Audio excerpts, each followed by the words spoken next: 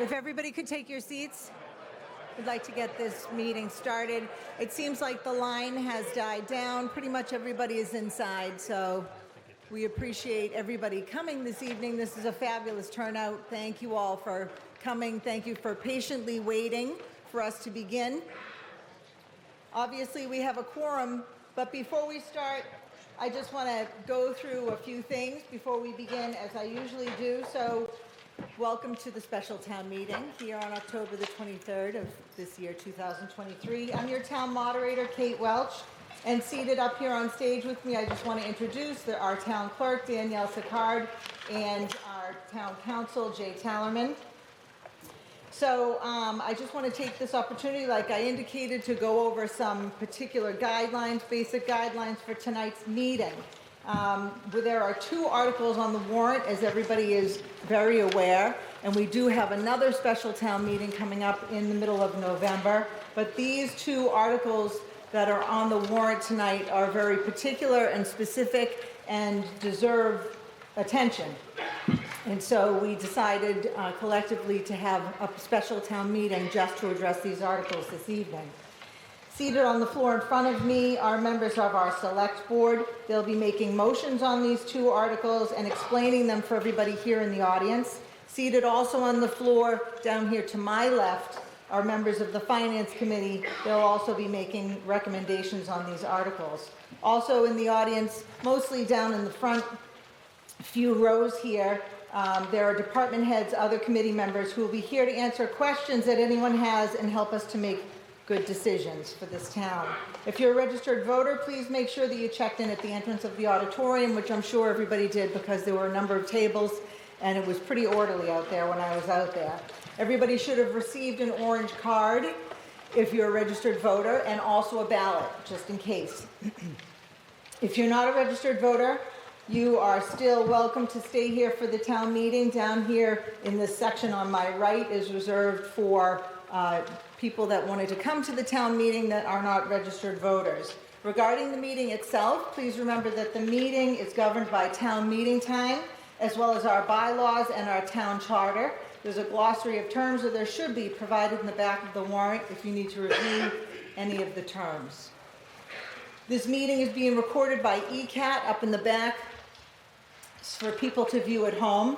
So it needs to be, it's extremely important that everything is done clearly, and when people approach the microphone, when it's time for any of the town members to speak or audience members to speak, you need to make sure that you're clear in saying your name and your address, okay? Again, everything is recorded by ECAT, but it's also recorded by our town clerk. So it's really important that everybody is clear when you say your name and your address. So again, if you'd like to speak on any of the articles, either of the articles that are presented, I will give you the opportunity to do so. Please gather your thoughts, however, because it's a very crowded evening. I'm sure people have things to say. You will only be allowed to speak one time on each article. So make sure that you gather your thoughts before you approach the microphone, again, saying your name and address and being recognized before you do so. If there are any comments or any statements that are made that are non-productive or combative, repetitive, not on topic, out of line, cross-examination type situations, I reserve the right to stop that type of banter and that type of questioning. There won't be any back and forth. So again, remember, think about what you're going to say before you approach that microphone. Everybody will be treated with courtesy by the moderator and everybody else in the room. This meeting is not to be used for any personal attacks on any one individual. Voting will be done by your orange cards by a show of hands. When I ask for it, all those in favor, orange card, all those opposed, orange card. If it becomes too close to call by the orange card, then I may elect to hold a ballot vote on question number 1. If we have to do that, we have an orderly plan already in place if that becomes something that we need to do, okay? In the event that we do not use the ballot vote, please take those ballots back and put them in the boxes on the tables as you leave. I will recognize motions to move the question, but if in my opinion there are still people that have something productive to say or want to say something, I will let people speak. And I think that that's all I have to say for now. Clearly there's a quorum. The clerk has confirmed that there's a quorum. The warrant is in order, so we will begin the town meeting. If everybody could stand for the Pledge of Allegiance.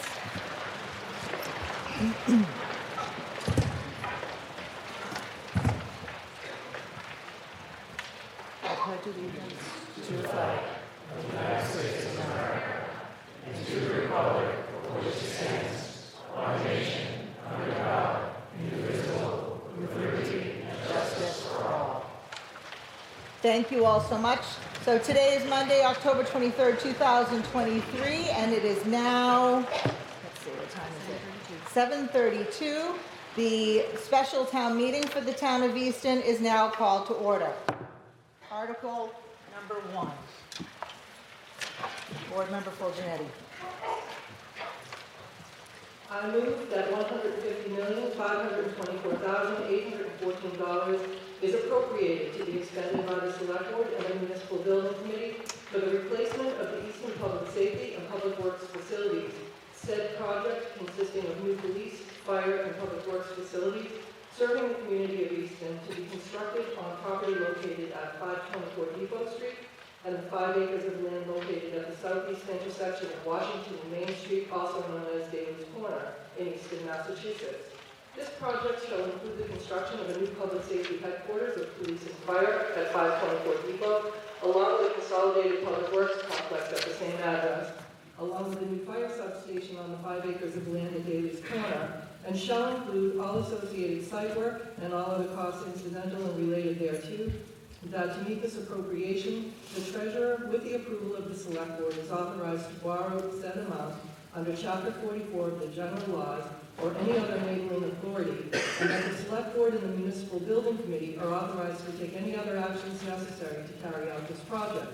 And further, that the Select Board is authorized to enter into and execute a long-term land lease agreement for up to 75 years with Stonehill College for said fire substation located at Daly's Corner, provided, however, that this vote shall not take effect until the town votes to exempt from the limitation on total taxes imposed by General Law, Chapter 59, subsection 21C, otherwise known as Proposition 2.5, amounts required to pay the principal of and interest on the borrowing authorized by this vote. Second.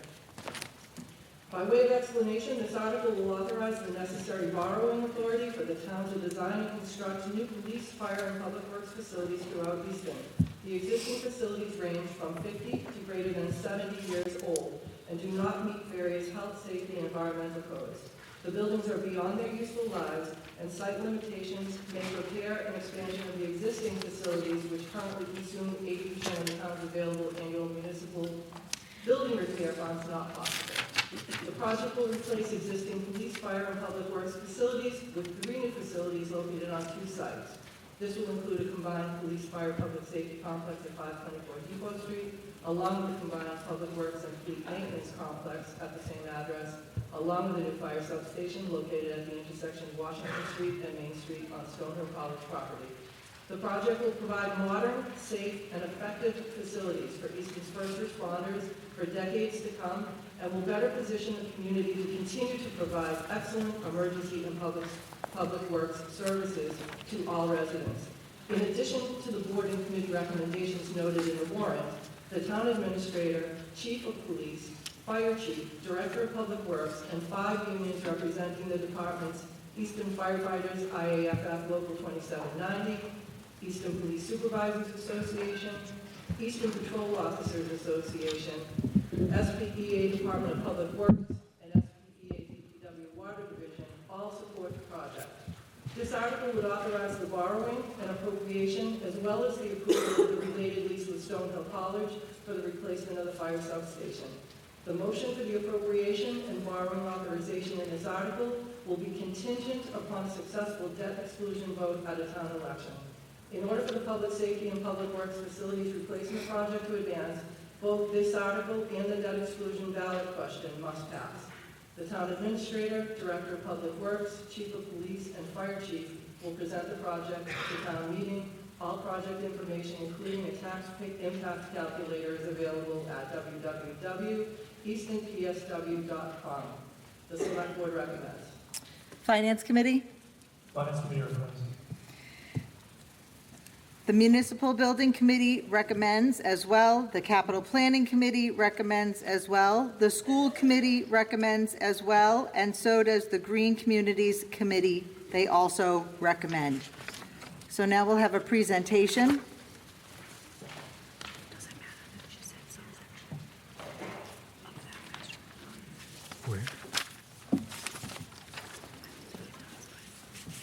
Good evening.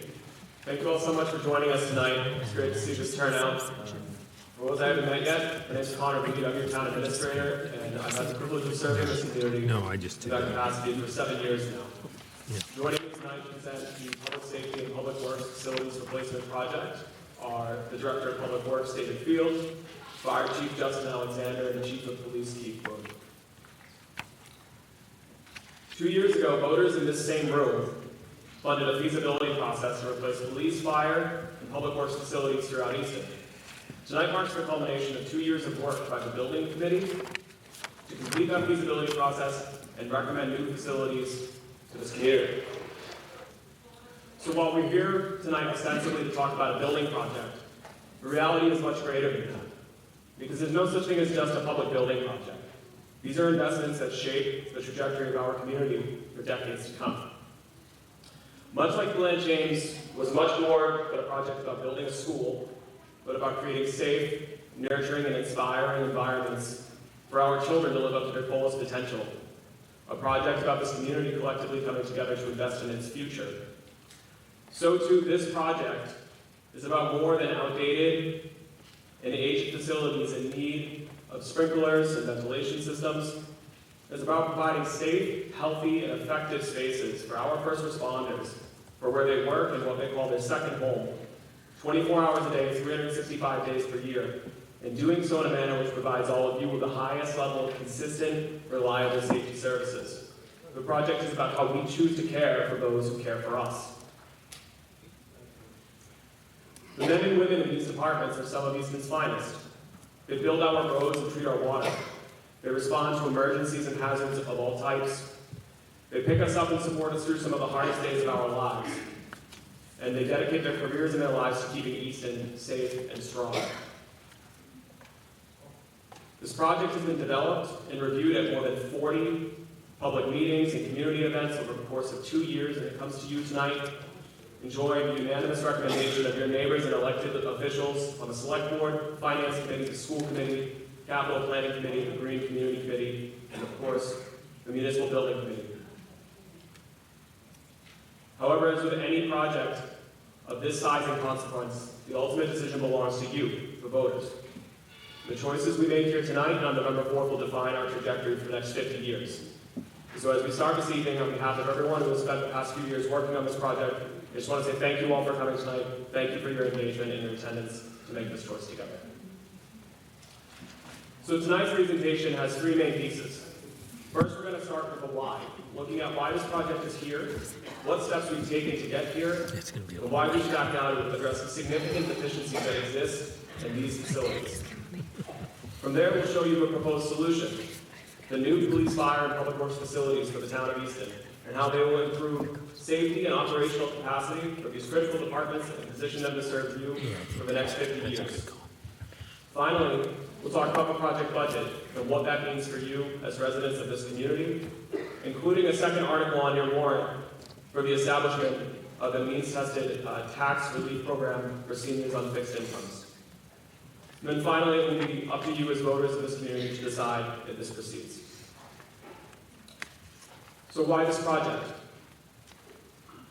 The majority of Easton's police, fire, and public works facilities were constructed between World War II and before the moon landing.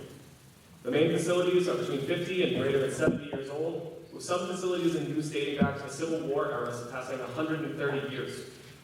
When DPW on Center Street opened in 1952, the town's population of 6,300 is a quarter of what it is today.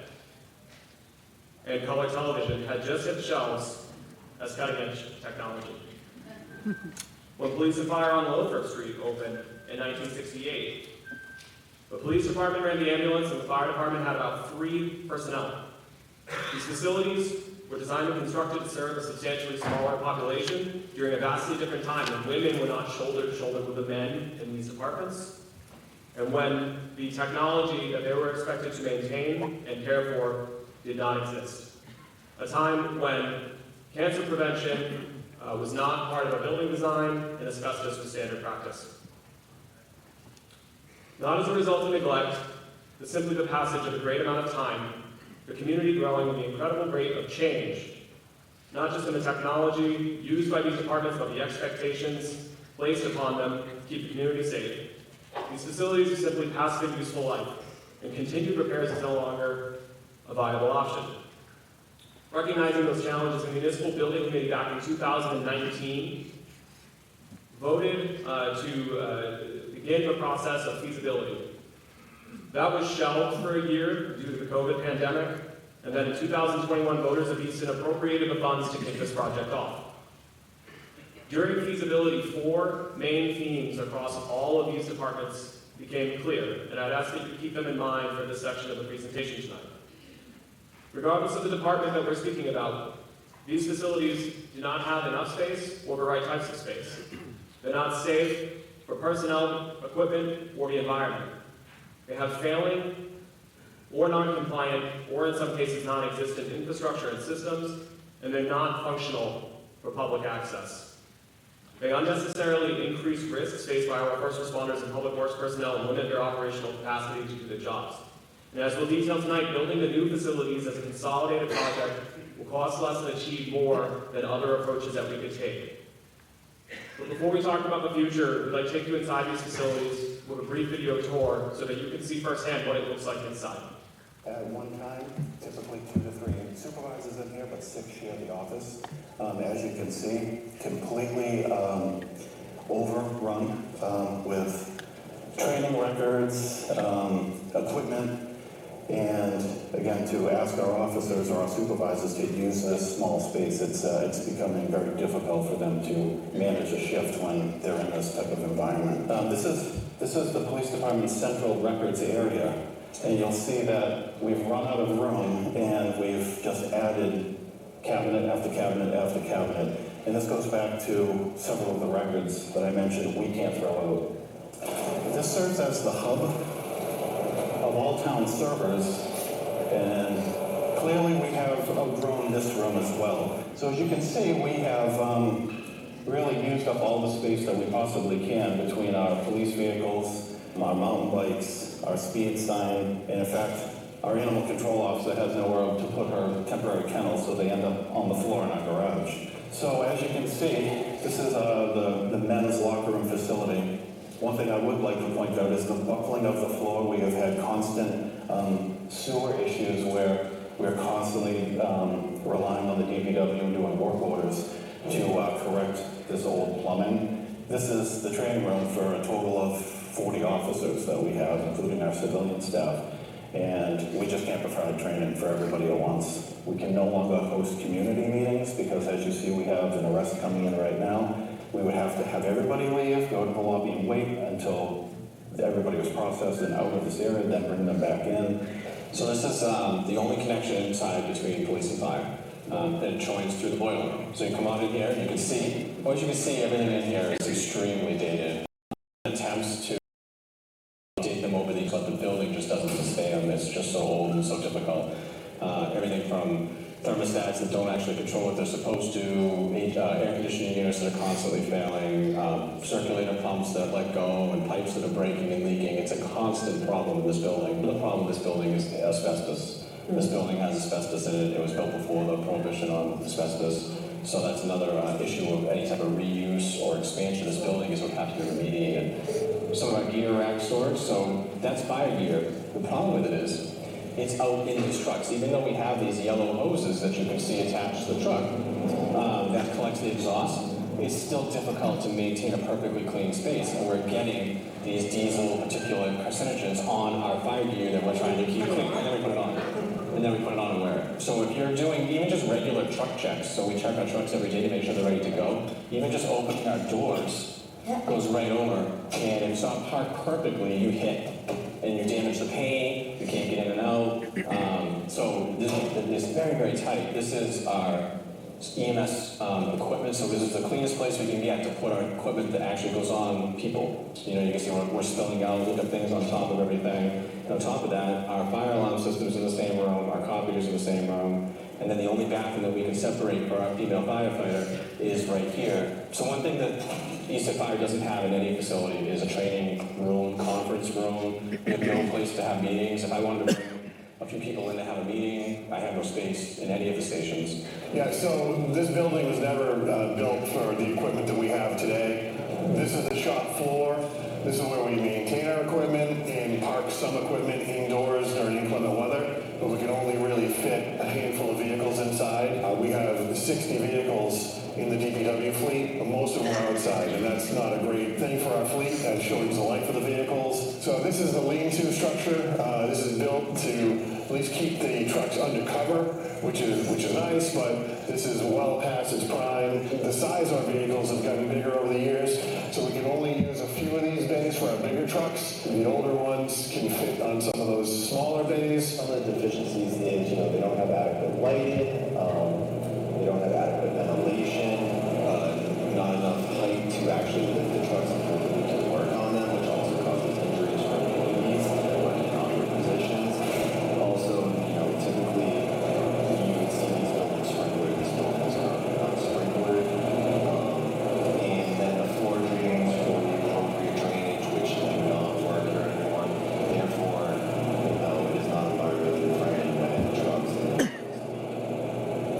During winter operations, you'll see melting snow off vehicles as they come in to be maintained because they blew a hose and hydraulic oil and meltwater will puddle a couple inches deep all through the garage. And that's not a safe environment for people to work, not a safe thing for our mechanics to try to repair those vehicles in those conditions. So in this area we have our fluid storage, lack of secondary containment, which is no longer up to code. So this is primarily the locker storage for the seasonal employees we have. We hire about 10 seasonal employees to mow lawns at the schools and throughout town. So this is where they kind of muster. They eat here with the trucks and the fumes. This is a storage for our our most expensive vehicles, our grapple and our bucket truck, and then we have additions. So this is the only two that are dedicated inside storage. They barely fit in here. There's overhead storage, but it's not appropriate. It's not load rated. It doesn't have railings. Doesn't have the proper heights of once you're up there. It doesn't have the proper means to get up there. Well, we have no alternative. All that equipment has to be somewhere, or it's going to be outside. So this is a staff office in here. It's basically a closet storage area / supervisor's office. Again, not the ideal. Supervisor should have a proper office, and that's where we stand. The biggest issues here are environmental non-compliance and worker health and safety. So as jarring as that video is, it still doesn't fully convey the challenges that these facilities pose for our personnel and for the community. And so I'm going to take a moment to invite the chiefs and director each to step forward and spend a couple of minutes discussing in their own words what it is like to operate in these conditions and how it not only challenges the staff, but impacts their ability to operate to serve the community. So I'm going to start by introducing Police Chief Pete Booth.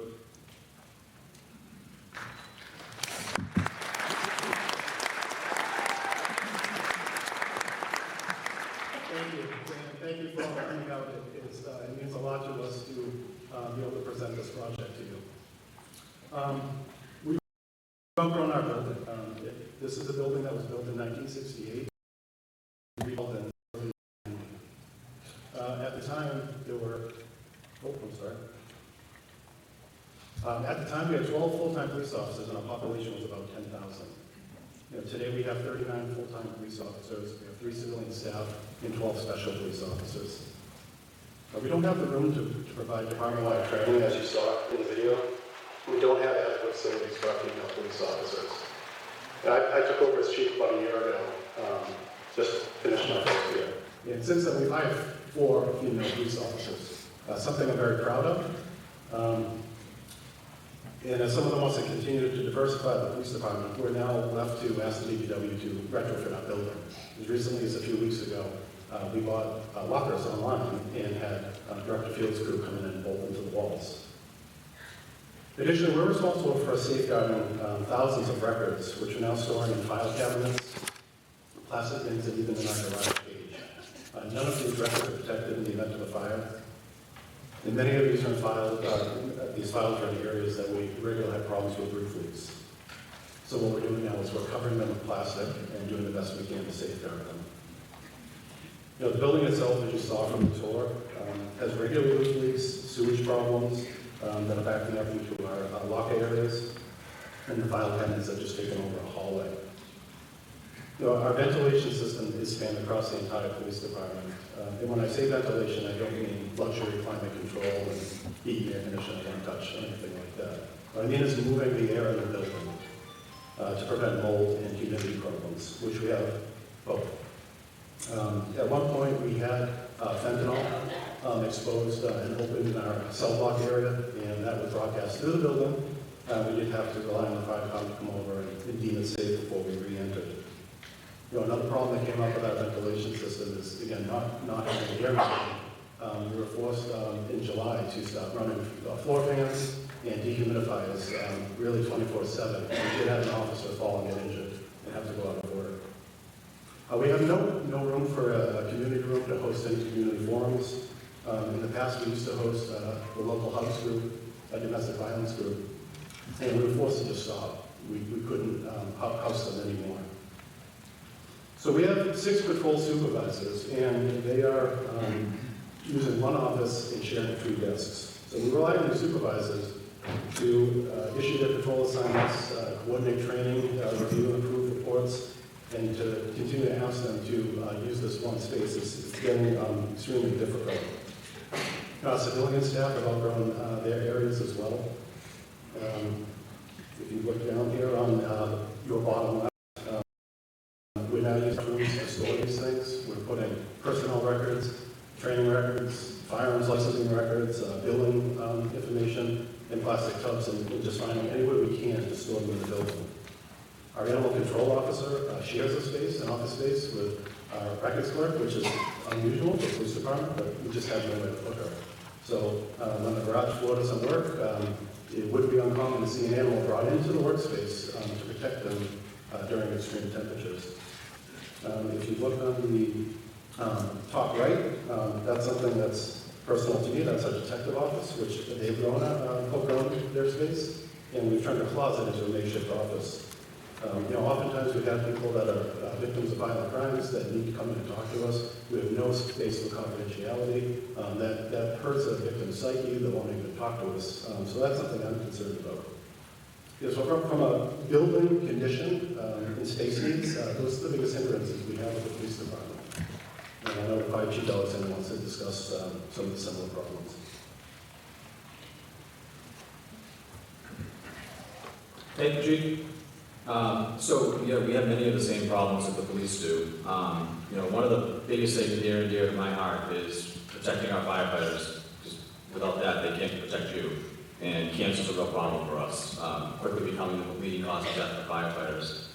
We're predisposed to get it more than the average population due to what we're exposed to. We accept it as a dangerous job. We know it's a dangerous job to take it. What was happening is our buildings are making it worse for us. So what we're doing is, we talked a little bit about the video that you saw, we're taking our fire gear after a call, and it's all the stuff that you burn things in your home and it burns, it's not good. You don't want it on you, it's cancer, it's carcinogens everywhere, bad chemicals. We take it back, we can wash it, we have the ability to wash it here, but then we have no place to put it that's clean. We put it out next to our trucks, and the diesel fumes get all over it, the chemicals that we deal with on a daily basis as part of our job get on our gear, and then we wear it. And we've learned through science and through studies and research that we're actually giving ourselves cancer from our own fire gear, and there's ways to prevent it. And we're going to talk a little bit more about that later, is how this project can help us keep firefighters safer as a community by doing it different in a building that's designed for it. Another problem that we have from the conditions in the building is sewer. You've heard it talked about a couple times tonight, but just a couple weeks ago, if you look at the bottom left of your screen, you'll see a shower. That's sewage that backed up. And this happens a lot, very common. And then the same incident, it backed up to the toilet that our female firefighters can use. So they had no toilet they could use without having to go into the toilets that the men use. And we can't prevent that. DPW is a great partner. They work really hard, but the problem is that the infrastructure is just getting so old and it's difficult to fix. There's no permanent fix without a complete tear down. That's just not feasible. Mold, we have a lot of moisture problems, mold.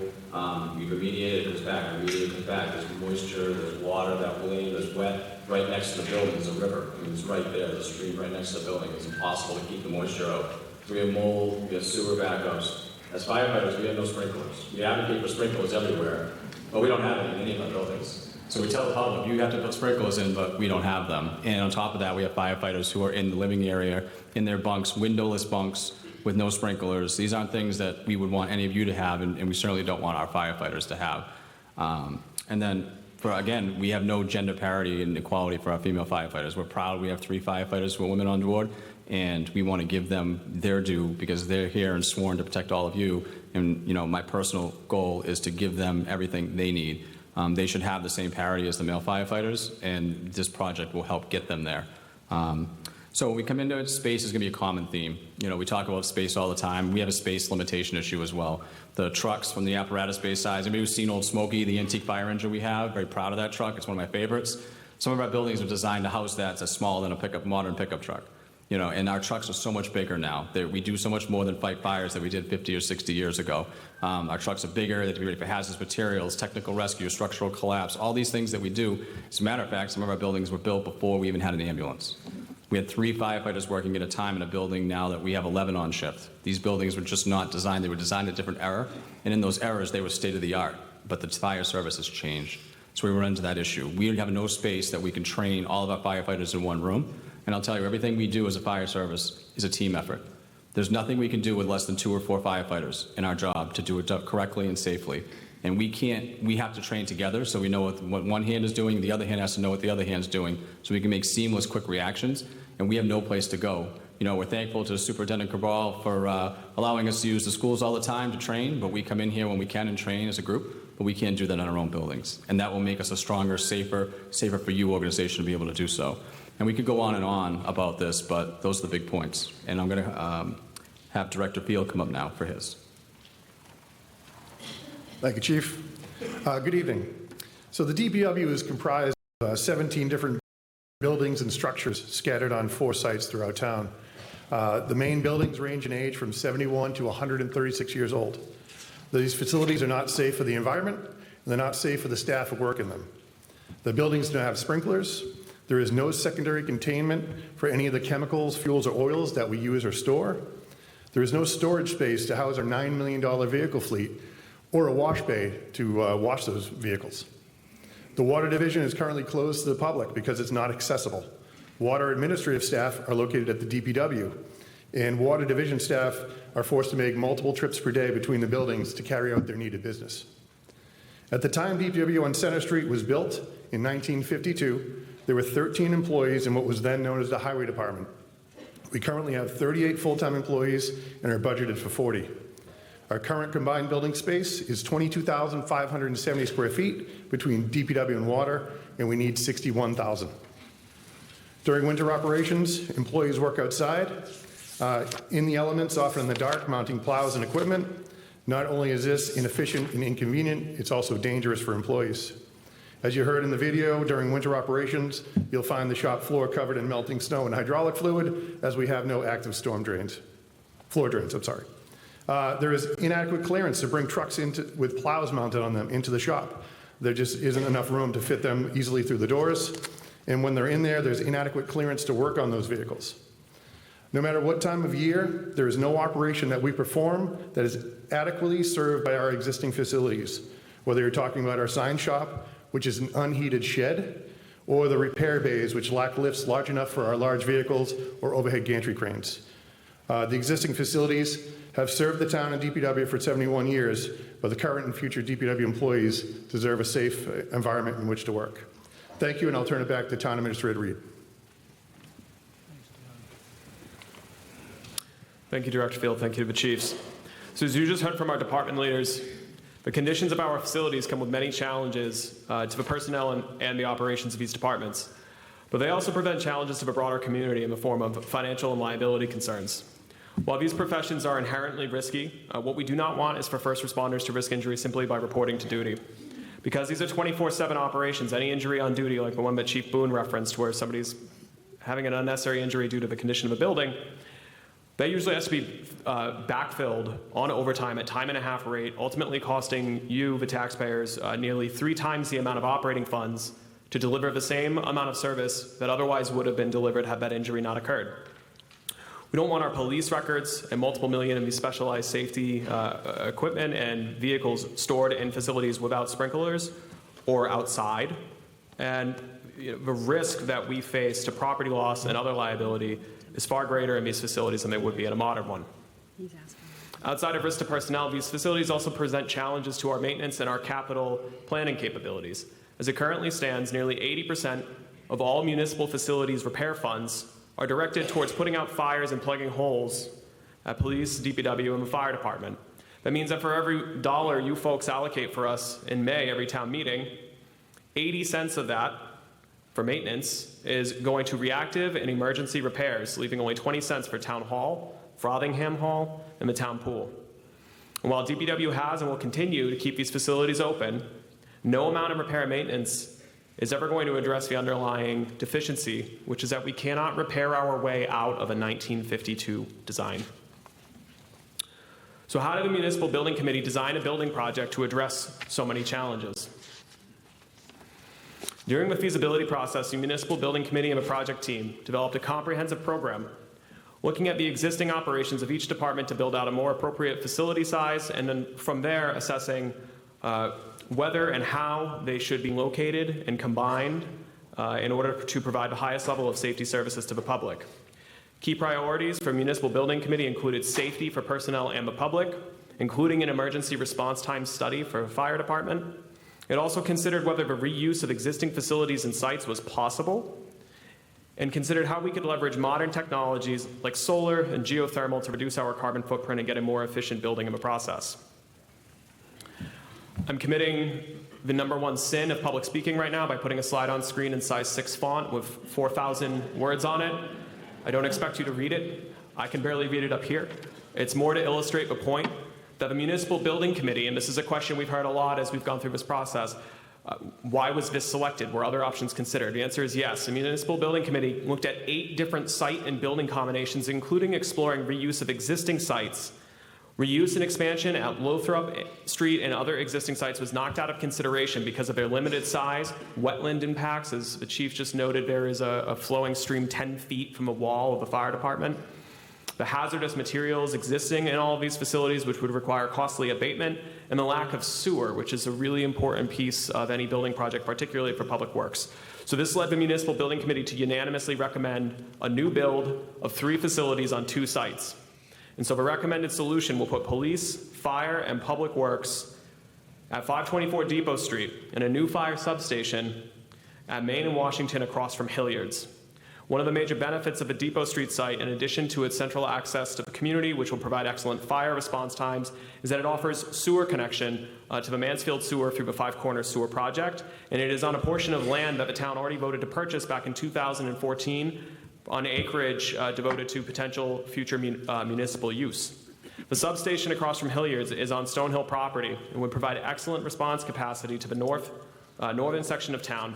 We've negotiated a 75-year lease for those 5 acres. That's at a substantially better rate than alternative methods of acquisition, including purchase or eminent domain.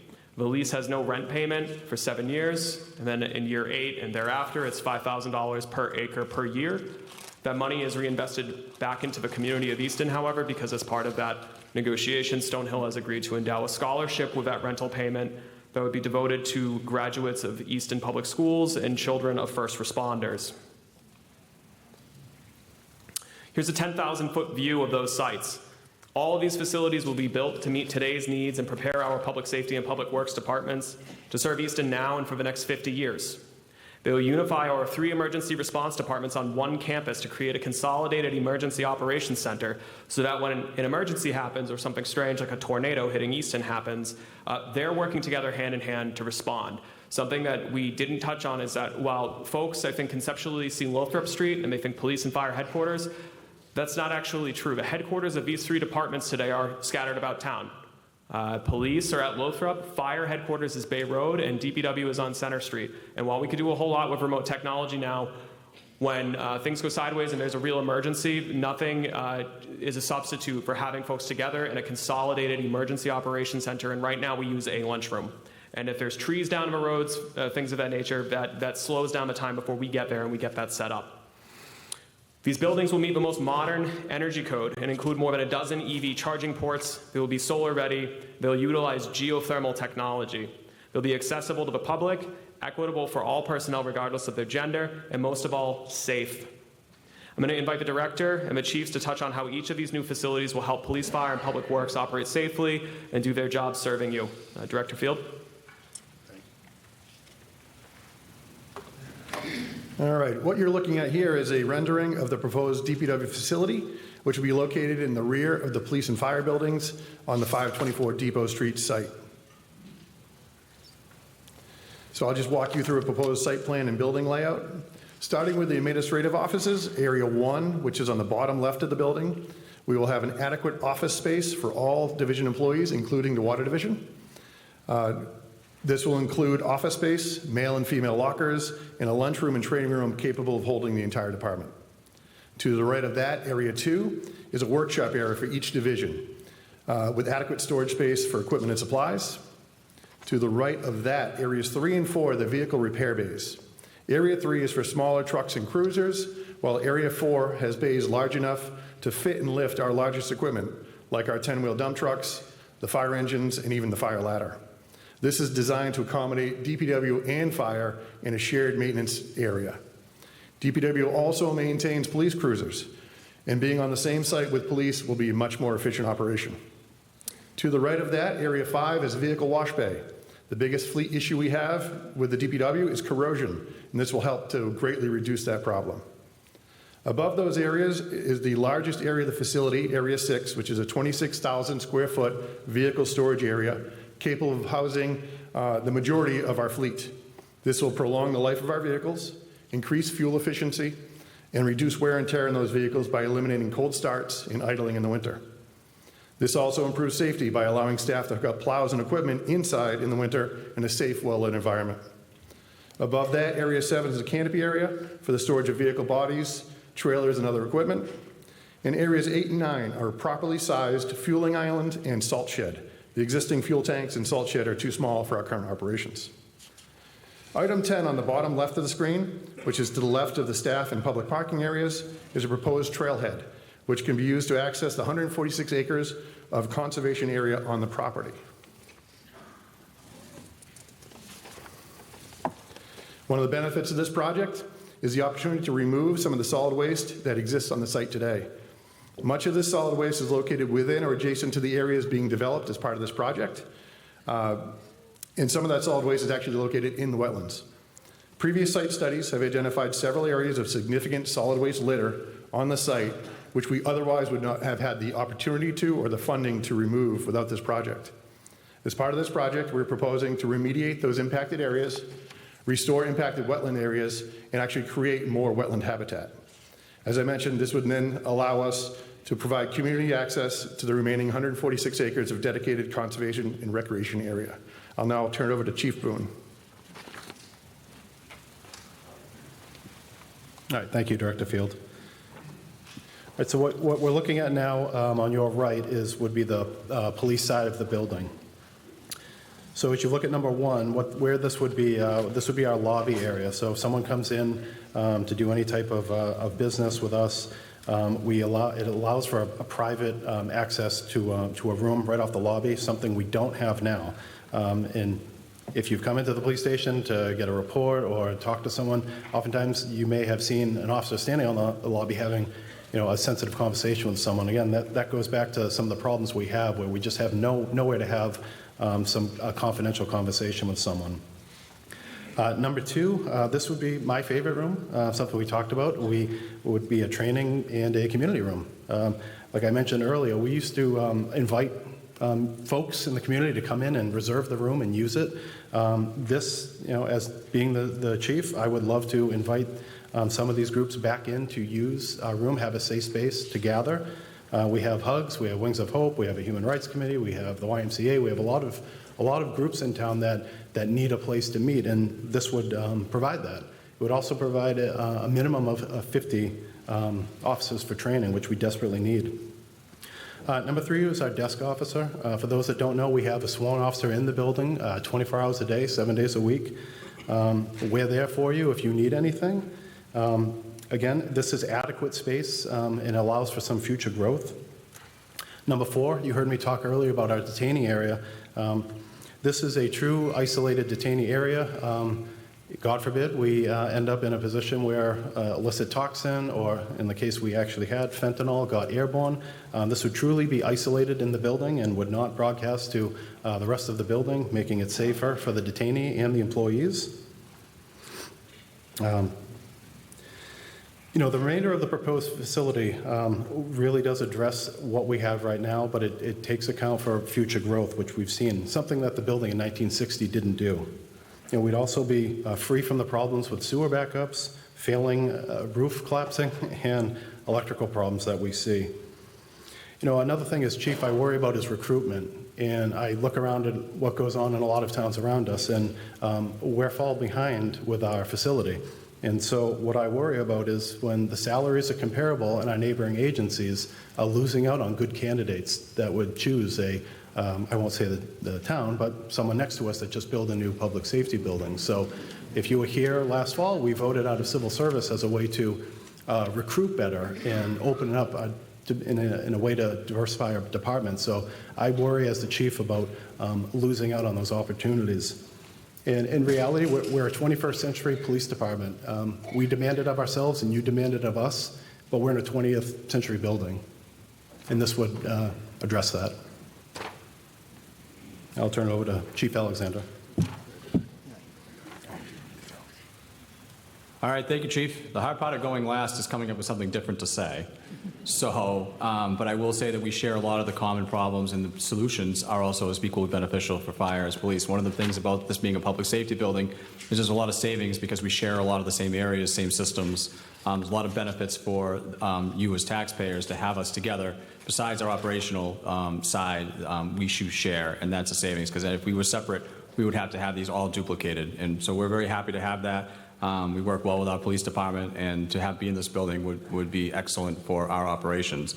So when you see number 5, that's our apparatus bay. So in the video you saw the fire truck against the wall. Well, in reality, we can't even put that fire truck there on a regular basis because it's hard when you go to emergency not to slam that door against the wall. So we have to be selective to put the bigger trucks in the middle of our apparatus bays and the smaller trucks on the outside, which actually doesn't work well all the time.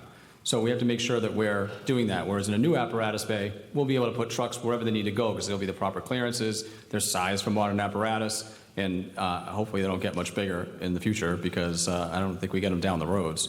So we'll have a nice bay to fit for us for now and the future.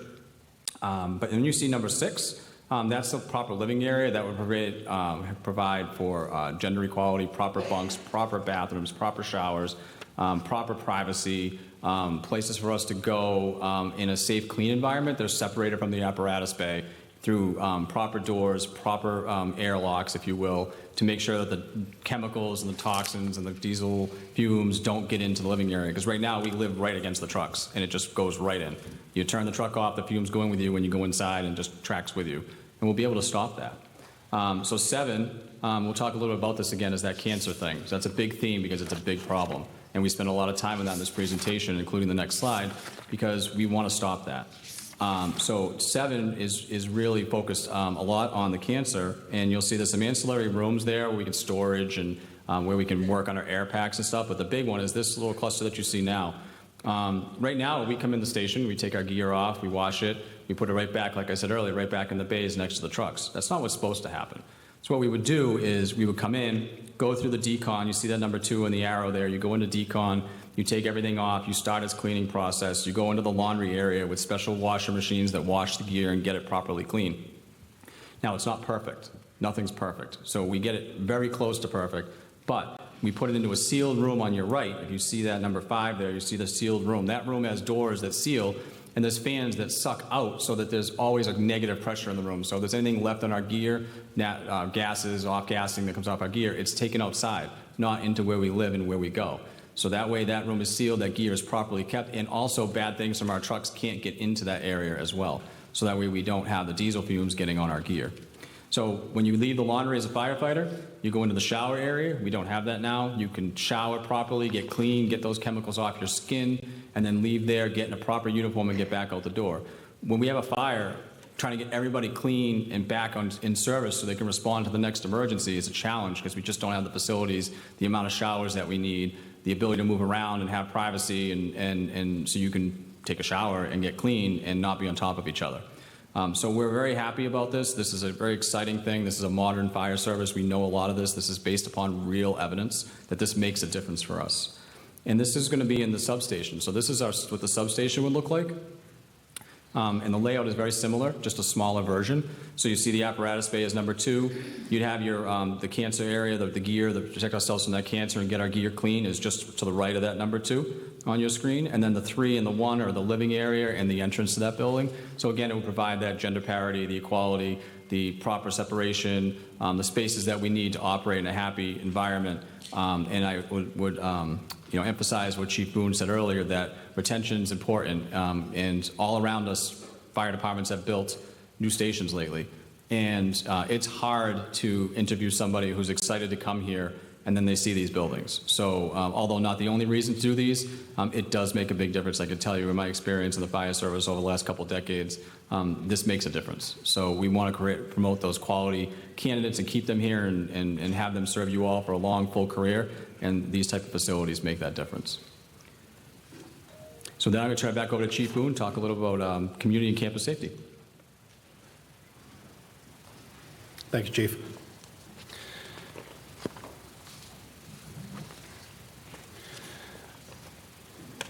So when this process began a few years ago for me in my current role, and Depot Street was the selected site, one of the most common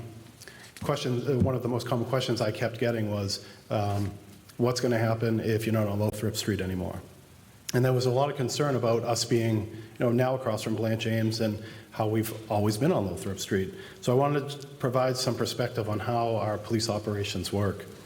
So unlike the fire department, we're not static. We're not based out of the police station waiting for a call to come in and then going from Lothrop Street. We do have 3 shifts, 8 to 4, 4 to 12, and midnight till 8 a.m. And officers will come in, they'll receive their shift assignment, their briefing, and then we deploy them into the field. And if you look behind me on this board, the shaded area is the north sector of town. And we divide the town into north and south. That's how we break up our sectors. So the schools are in the blue area for some perspective. So if we get a call to go to the school, our dispatch center is just sending the north car. They don't call the police station and say who's available, who's across the street. They just dispatch the north car. And that north car can be anywhere in that area. We could be out on Mill Street, we could be out on Chestnut Street, we could be at a car accident and tied up. So if that would happen, we'd be sending the south car, which could be coming from Turnpike and Foundry. So I wanted people to understand that that's a question I got a lot from my family and friends, and I know it's important how the school community feels about our location. And additionally, we did respond to this school last fall for, luckily, a hoax, but we had an active shooter hoax. The first car here was the north car. I responded, Chief Alexander. We set up a command post. We worked well with the school and Dr. Cabral and Ms. Pruitt. But it's important to know that the sector car was the first car there. When I first became chief, one of the things I did do was reach out to Dr. Cabral, and we talked about school safety, the school resource officer program, and how we could better train together with police, fire, and schools. Since then, we do have a full-time school resource officer here on the campus, not part-time like in years past, but actually full-time, 5 days a week. I know everyone's excited about. And most of the people here supported that, and I thank you for helping us get there.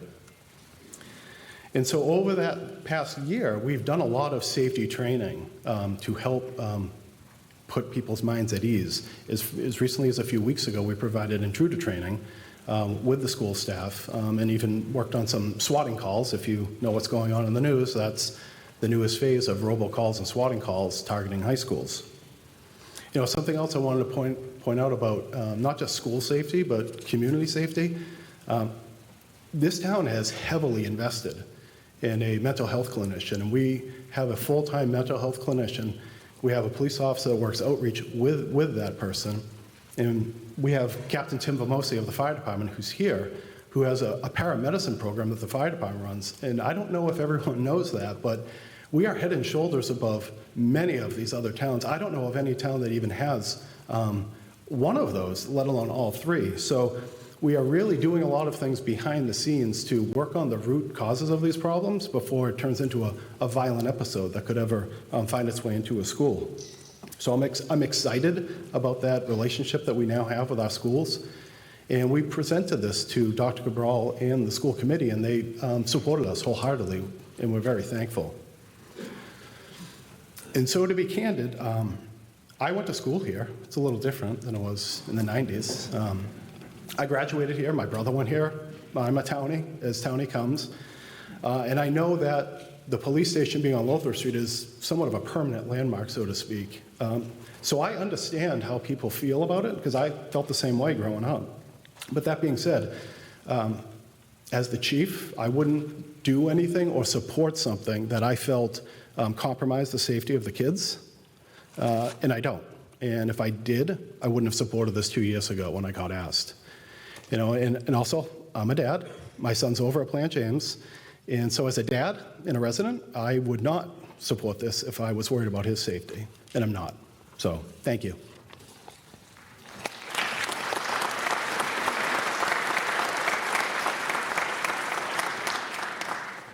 Thank you, Chief. So what we're going to talk about now briefly is the concept of where our fire stations are located.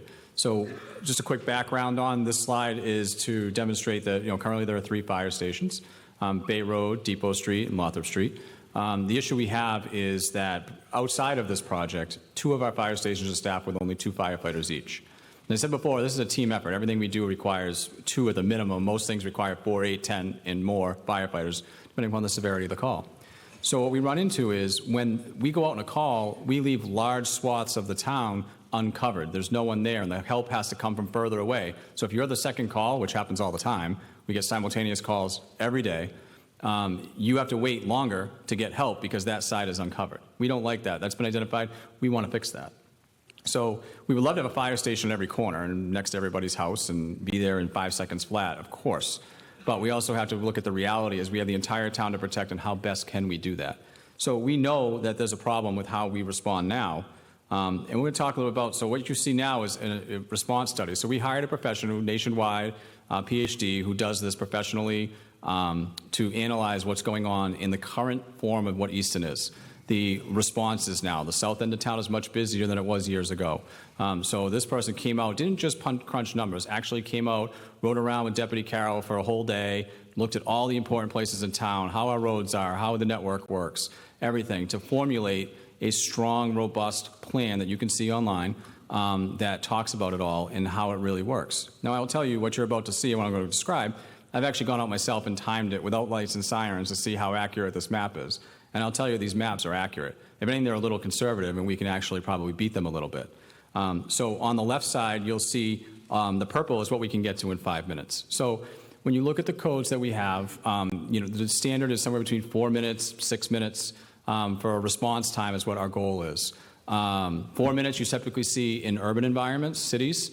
You don't typically see a 4-minute response in most smaller suburban or rural towns. 6 minutes, we want to try to do better than 6 minutes, so we thought it would be fair to present you with 5. So we weren't just picking a number that's higher to make the map look better. We wanted to give you an honest, transparent assessment of what we think would be a safe response for you all, and can we do it more consistently. So on the left side, you'll see the purple is larger. That means all 3 stations are staffed, no one's out on a call, and that we can respond immediately for that call that comes in, for that emergency. But remember, the two dots you see on the bottom only have 2 firefighters each, and we can't even fight a fire in a building until we have 4 people there. So that means you've got to wait in those areas for the next firefighters to come. On the right side, if you look, you'll see that that area on the bottom left, that's the south end of town, is white. And the reason it is because when the ambulance goes to the hospital, and nowadays with the lack of Brockton Hospital and the situations, the emergency rooms, if you've heard about those, our ambulances are gone for, it can be an hour and a half, 2 hours or more if they have to go to Boston, which means that area in the south end of town, everything that's in white, the help has to come from somewhere else, either the north end, or it has to come from Norton or Mansfield, depending upon the severity of the call, where it's located, and the type. So we know that happens about 25% of the day. Every day, 365 days a year, the amount of hours that station is uncovered is why you see that map. So as part of the project, we said, well, can we do anything to make that better as part of this project? And the answer is, yes, we can. Now, there's no perfect solution. We know that. And again, we'd love to have a fire station in every corner. But can we do something better for all of you? And I truly believe we can, and I think the data shows that if we place 2 stations strategically, one at Daly's Corner and one at 524 Depot, you'll see that the purple is very similar to what it was before. A couple variations, a little bit down 138 towards Rainham, you see a little change there. I tell you, when I drive that all the time from Daly's Corner or from 524 Depot, you can get to that intersection at Foundry and Turnpike in 5 minutes, 4 minutes and 42 seconds to be exact, without lights and sirens. I think we can do a little better than that map, but I don't want to fool anybody to say there's not a little bit of a change. Anytime you move fire stations, there's a change. But the advantage to this map that you see before you is if that ambulance is out, there are firefighters and paramedics still left in the stations in those areas to come and help you. So if you are the second call, there's going to be someone there to come help you. And that's why this is better. Again, we could have, fire stations everywhere would be great. Everybody wants a police cruiser right next to them when somebody runs that red light and you want them to get caught, right? But we don't always have that. But this will make you all safer. So, I just want to point out that a lot of time and effort went into figuring out this and to make sure that what we present to you is a true depiction of what we can do. And I believe what we're doing here will not only improve the health and quality of our firefighters, make them safer, and make them safer to come out and make you safer. So with that, I'm going to turn it over to Town Administrator Reed.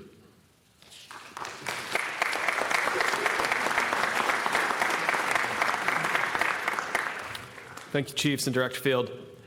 So as we've heard from each of the department heads, these facilities will substantially improve the safety and effectiveness of these departments. And without touching on every bullet up here, the broad strokes are that with this project, we hope to invert those 4 main challenges we started the discussion with. We'll have enough space for today and tomorrow, safe workspaces with reduced environmental risks, modern, efficient building systems and site infrastructure, and effective, equitable, and accessible space for first responders and the public.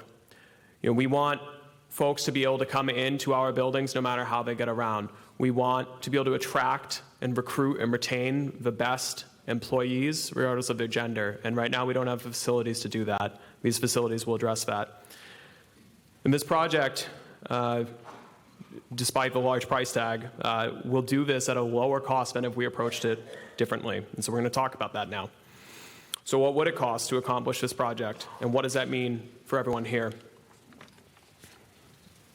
We estimate construction at $117 million, with total budget inclusive of design, construction contingency, and soft costs at $150 million. As this slide notes, one of the greatest challenges to municipal facilities projects like this is that unlike public schools, there's no state grant authority like the Massachusetts School Building Authority, or the MSBA, as we've all heard, to offset local costs. This is a major reason why when you drive around Easton, but also much of the Commonwealth, you'll see a lot more public schools that are in a better state of repair or outright new than police, fire, and public works. And that's not because communities don't support these departments. It's because there is an incredibly powerful financial incentive for all of you, for us, for people who can't do every single project at once, to look at programs that have matching grants and pursue those. And Easton has been a tremendous beneficiary of that. The MSBA has been used extraordinarily successfully in this community. We've received more than $100 million in funds from that did not have to come through property tax increases.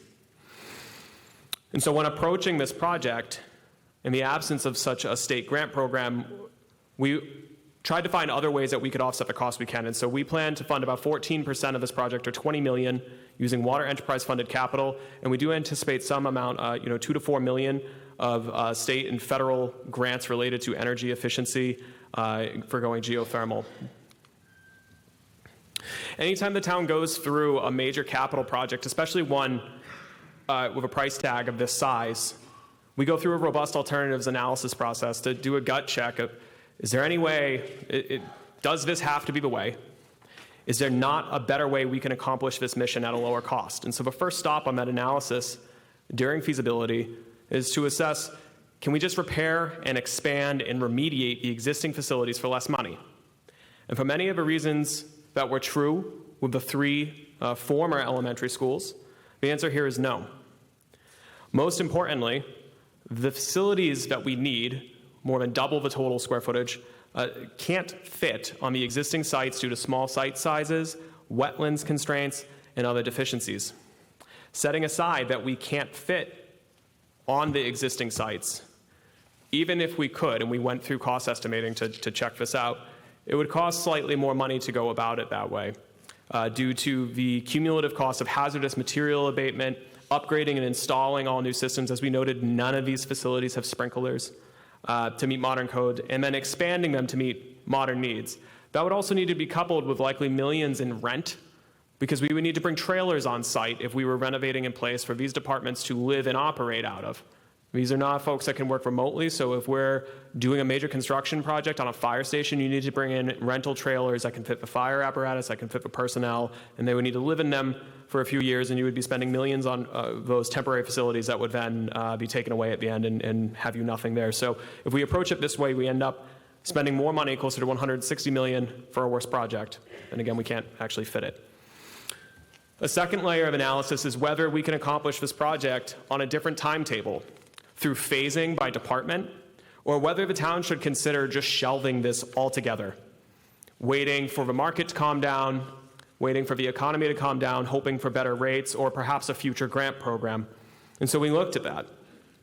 And so none of us up here are here to tell you that we could predict the future, particularly about the economy, but we can look to the past to inform our choices today. And what we know in Massachusetts is that public construction costs have gone up 70% in 10 years. While we hope that that rapid rate of inflation cools off, we don't have the ability to time the market. Some folks have even suggested there's a recession looming, just wait for it, go at that point. So there's a few important pieces of information to consider there. First is that even in the wake of a 2008 financial collapse, when the broader economy was in dire straits, the cost of public construction in Massachusetts never dropped. Its growth curve slowed down, but it never dropped. So even if we were to try to time the market for such a thing, and I don't much want to come and ask for a tax increase during a recession, or ever, frankly, but we do what we need to do for these projects, we have no reason to expect that that's going to materially drop the cost. Another item that gets raised is, what if we wait for better rates, or we wait for a grant program? And so, when we see a cost like this, which none of us like, just to be frank, I'm sure no one was coming in here tonight, even if you were supportive of this project, saying I'm super excited about a $150 million project. None of us like that number. But right now, and it's baked into the budget, we're carrying an 8% annual cost escalation. And so the need for this project does not go away. And so the decision now is, whether we like or dislike $150 million, we're all going to hate $250 million if we wait.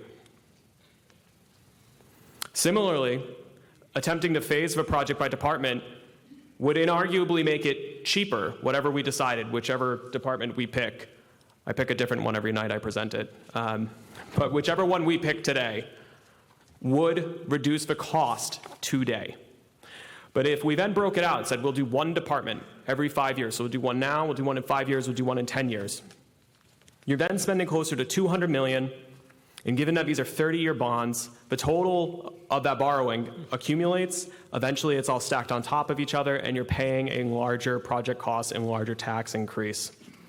So whether through delay, waiting for the market, phasing, alternative approaches don't get us to a place where this is cheaper. They drive the cost up, and they also don't address the existing substantial deficiencies that these departments face today and every day.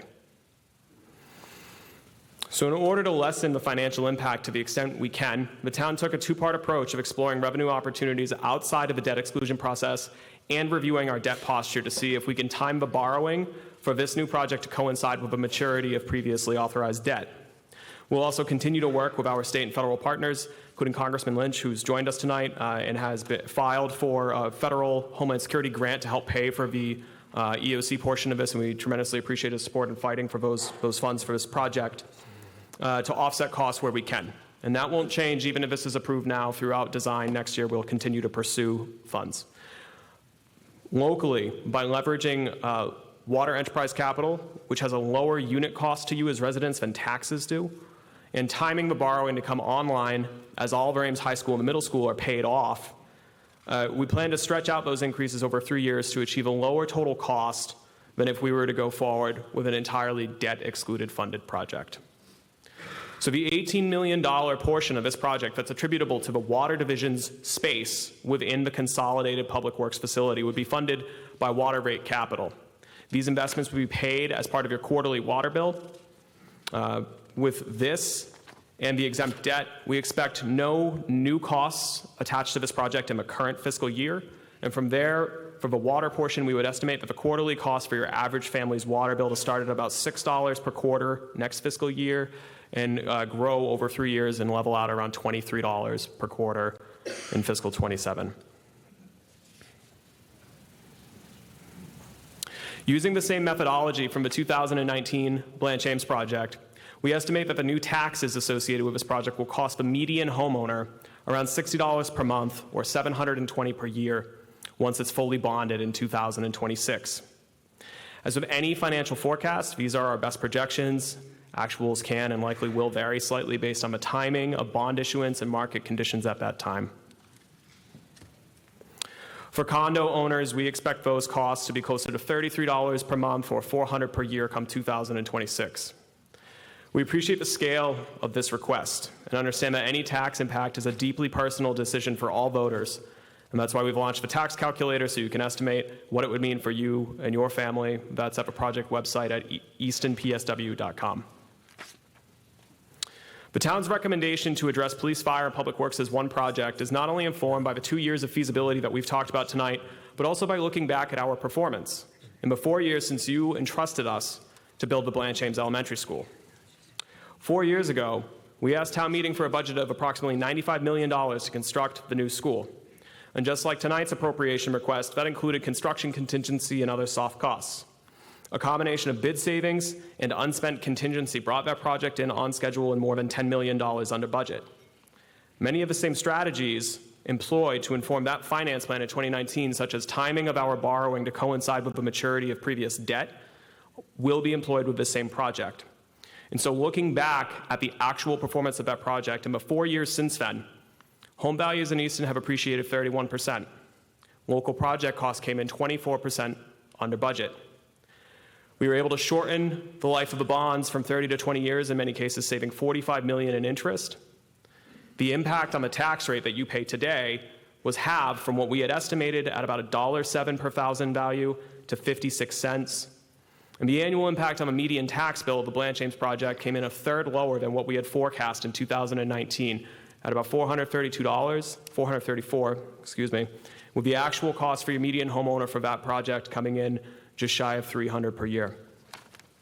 These figures are recounted here not to promise a similar outcome should the current project proceed, but because it's important in any major financial decision here to contextualize that the net result of that performance is that the exempt debt tax impact that has occurred since 2019 is materially lower than what was forecast and approved by voters. And while any new exempt debt inarguably increases the tax burden, it's also important to balance that discussion with the fact that these investments, these public investments that you entrust us with, have positive economic benefits as well. Real estate values have surged throughout Massachusetts recently. But what data shows is that Easton's residential property in particular is appreciating at a substantially higher rate than our neighbors, a third faster. And while there are, of course, many factors outside of local control that impact the value of residential property, what we know is that voters of Easton, many in this room, have consistently invested in public infrastructure across water, sewer, transportation, open spaces, preservation, facilities improvements, recreational enhancements, and that values here are growing disproportionately compared to our neighbors. We also understand that growing home equity and while desirable for many, creates real cost burdens for others who are living on fixed incomes. Recognizing the stress that investments like this can place on retirees and those on fixed incomes, voters in 2019 and 20, through town meeting, adopted a variety of tax programs, a tax aid assistance fund for seniors and individuals with disabilities, as well as a veterans assistance fund, which provides direct financial assistance to veterans and their dependents. In the years since, we've funded $250,000 in tax relief, heating bill assistance, and other direct financial aid to residents feeling the pinch of the rising cost of living. The Select Board recognized that with this new ask tonight, the town, of course, can and should strive to do more. And that's why the second of only 2 articles in front of you tonight is a petition to the state to adopt a local senior tax relief program specific to Easton, inspired by the existing state circuit breaker tax credit, to offset the cost of this project for qualifying seniors for the 3 years that it comes online. This program, coupled with the Commonwealth's doubling of that circuit breaker tax credit from $1,200 to $2,400 just last month, should provide meaningful assistance to qualifying seniors on fixed incomes. Having covered project costs, we should also discuss the cost of not doing the project. And so the choice that's being considered tonight and on November 4th is not pay for new facilities or pay nothing. It's to pay for new facilities proactively today or to pay more for worse buildings tomorrow. The town will continue to pay operating, capital, and opportunity costs associated with the existing facilities and their impacts on these departments and this community should this project not proceed tonight. We started tonight's presentation highlighting the impacts, the transformative impacts that public investments like this can have, not only for the folks in these departments, but also for all of Easton. And recognizing that while we have an important role to bring this project to you tonight, that it's ultimately your choice if it proceeds. For the project to advance, voters would need to approve a proposal tonight and on November 4th. If it is not approved at either town meeting or the ballot box, it will not proceed. If it is approved tonight and on the 4th, the Municipal Building Committee will spend a year in detailed design and permitting before putting the project out to bid in fall of 2024. From there, we anticipate construction to begin around February of 2025 with completion and move-in in late 26, early 2027. Concurrent with designing and building the new facilities, the Select Board would then be able to assess the public reuse, such as fields or saving a site for future use, or sale of the existing police, fire, and public works facilities. That would be a public process, and any decision to redevelop any of them for new public use or to sell them would need to come back to you, the voters, at town meeting before that could happen. With that, the Chiefs, the Director, and I want to end by thanking you all again for being here tonight. Thank you all to the familiar faces that we see who've come out to some of the presentations so far. Projects like this, projects like Blanche Ames, are only possible thanks to the trust that you place in us, the votes that you take, and we're all very thankful for your engagement and thoughtful consideration of this proposal.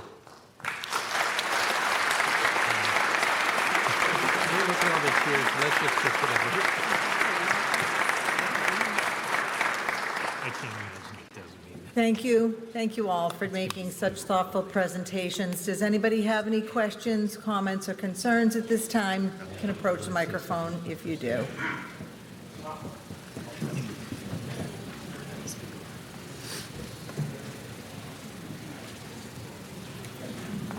You have to approach the microphone if you have questions, comments, or concerns.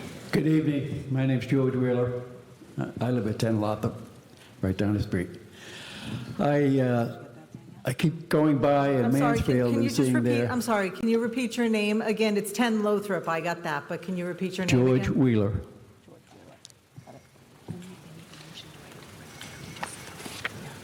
Okay, I'm sorry, go ahead.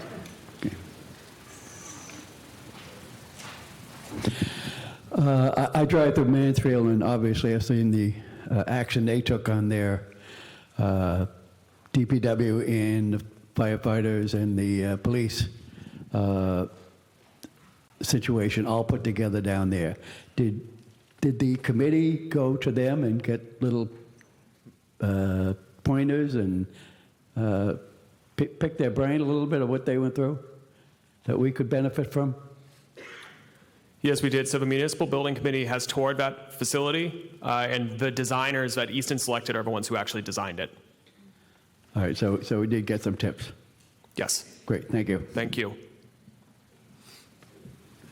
Oh, one more. More important, my granddaughter, 3 years old, wanted to know from the fire chief if they're going to continue in the new location, the annual open house at the firehouse. Well, I'll tell you, I love our open house, and thank you all for coming out this year. We had over 1,000 people come through. It was amazing, and I will tell you that in the new facility, it will be at the Depot Street site. It will be even better. So please come out.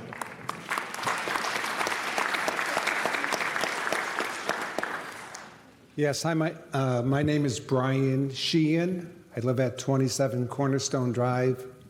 I've been a resident of Easton for 26 years. Hey, look, I get it.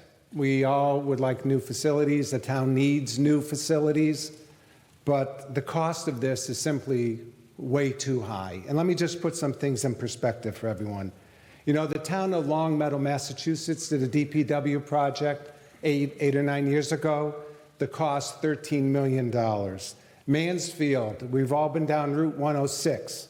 The Mansfield project in 2018 was $35 million, right?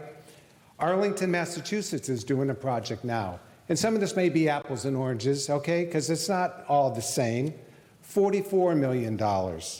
Yarmouth, a DPW project not too long ago, $16.2 million. Abington, the town of Abington, not far away, their project for police, fire, DPW, $58.3 million, right?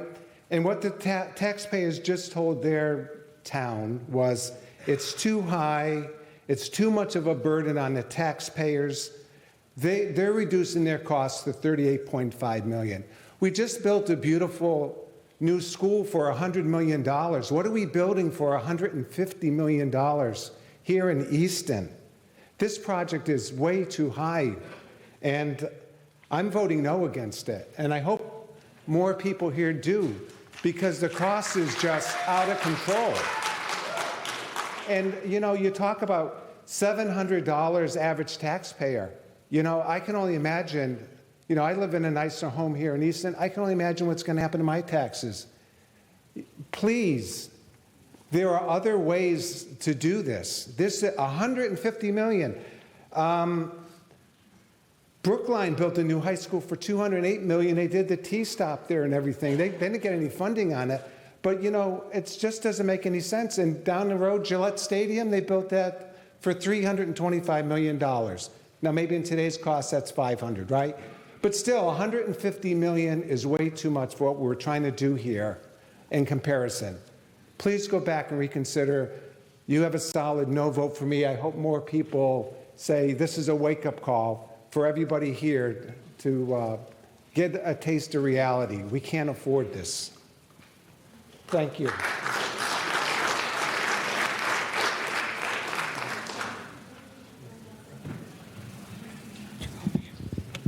Hi, my name is Constance Dumoulin. I live at 94 Turnpike Street, Southeast. I'm sorry, ma'am. Can you pull that microphone down just a little bit more so we can hear you a little better? Oh, okay. Or do it that way. My name is Constance Dumoulin. I'm 94 Turnpike Street, Okay. Southeastern. I've been down there for a good many years. My concern is for the fire station that we just renovated a few years back, and I only live a mile from it, and it's nice to know that if I need the fire department, they'll be right there. So what's going to happen to that building where you just finished it, and is it going to fall by the wayside? Absolutely. So absolutely, that was renovated a few years back, just before COVID, and it's been done very nice, and we're great to have it. But the issue is the site is so small, and the building isn't of a size that can fit modern apparatus. The bays are the height-wise in them. You can't fit the big trucks in there anymore. There's one bay that does just barely. So the issue is, although the building's nice and it was renovated, it just doesn't fit for what the modern service is and what we need to do in this project design. That said, beautiful building, a lot of history. We're going to keep it in the family. It's going to be utilized for emergency management, our CERT team, a few other community events that we can do in there. We're going to keep that building alive and part of the fire family, and it'll always be there as a resource in the future for any future needs. And I would just like to add to that was renovated by a private developer as part of a developer's agreement, so that was something we took a look at as part of a project. I would just like to address and say I appreciate the feedback on price tag. I'll be honest, I got vertigo the first time I saw it. Actually, I had a colleague in town hall call me and say, you're going to get run out of town. So I appreciated that vote of confidence. But, and I most appreciate you saying these are apples to oranges, because that was largely true. This process went through value engineering, value management, that cut out whatever square footage that they possibly could in these facilities. Many of the examples were for one of these three departments. I appreciate Blanche Ames being noted. $100 million, it came in closer in the 80s, which is great. If Blanche Ames were built today, and we know this because the Massachusetts School Building Authority mandates that the cost per square foot is made public, that would have been a $150 million proposal. So thankfully, because some of this same feedback happened, believe us, when Blanche Ames started, when that started back in 2017 with a letter of interest to the MSBA, it was to repair only Center School. And the price tag was in the 30s. And it was not without substantial consideration, years of consideration by your neighbors, which is important, right? This isn't a project that I decide we should do from town hall and that's it. Your neighbors on the municipal building committee have spent 2 years on this. So when what is now Blanche Ames started 6 years ago, being invited into a grant program by the state, it was just to fix Center School. And we went through those difficult decisions, which I respect. Those are real, those are hard choices. We noted, we're not here to try to persuade anyone out of their personal financial situation. Believe us, if we could make that number smaller, we would. But imagine, had we leaned on the urge when Blanche Ames was before you to say, this is simply too large, this is trying to do too much. Imagine children still going to Center School. So we do. None of us here like seeing the budget that size. We don't. But that process started looking at a more narrow, cheaper, in a limited sense project. And had we not done that, we would be spending 50, 60, 70 million per school over the course of many years. Or had Blanche Ames been delayed in 2019, because at that time, and still, unless and until this moves forward, the largest project this community has ever been asked to think about or support, had that legitimate response of this is simply too much, it probably wouldn't have moved forward at all. So I would just ask people to consider that. These are not kind of academic hypotheticals. These are real choices that you've all participated in before, that your neighbors have had a substantial role in. And had Blanche Ames been delayed, it would be $150 million, and this project would be 10 years down the road, probably in the 200s. Okay, sir. Thank you. Tom Broussard, 28 Armour Lane. I'd like to thank you for the presentation tonight and for all the years and months of effort that we asked you to put into this through the feasibility to explore this issue, this very important issue for us. I'd like to start off by urging my fellow residents to support this initiative. I think it makes economic sense.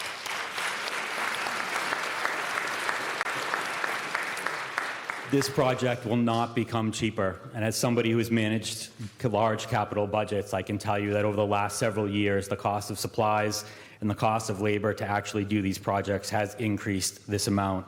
It is that dramatic.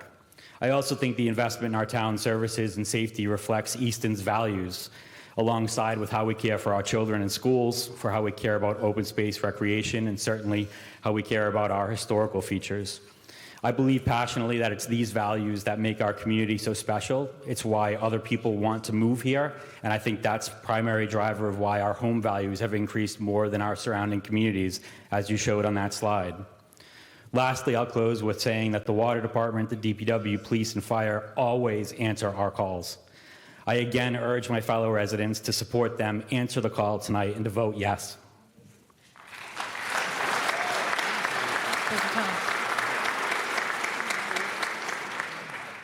Leonardo Bellini, 752 Foundry Street, Southeastern.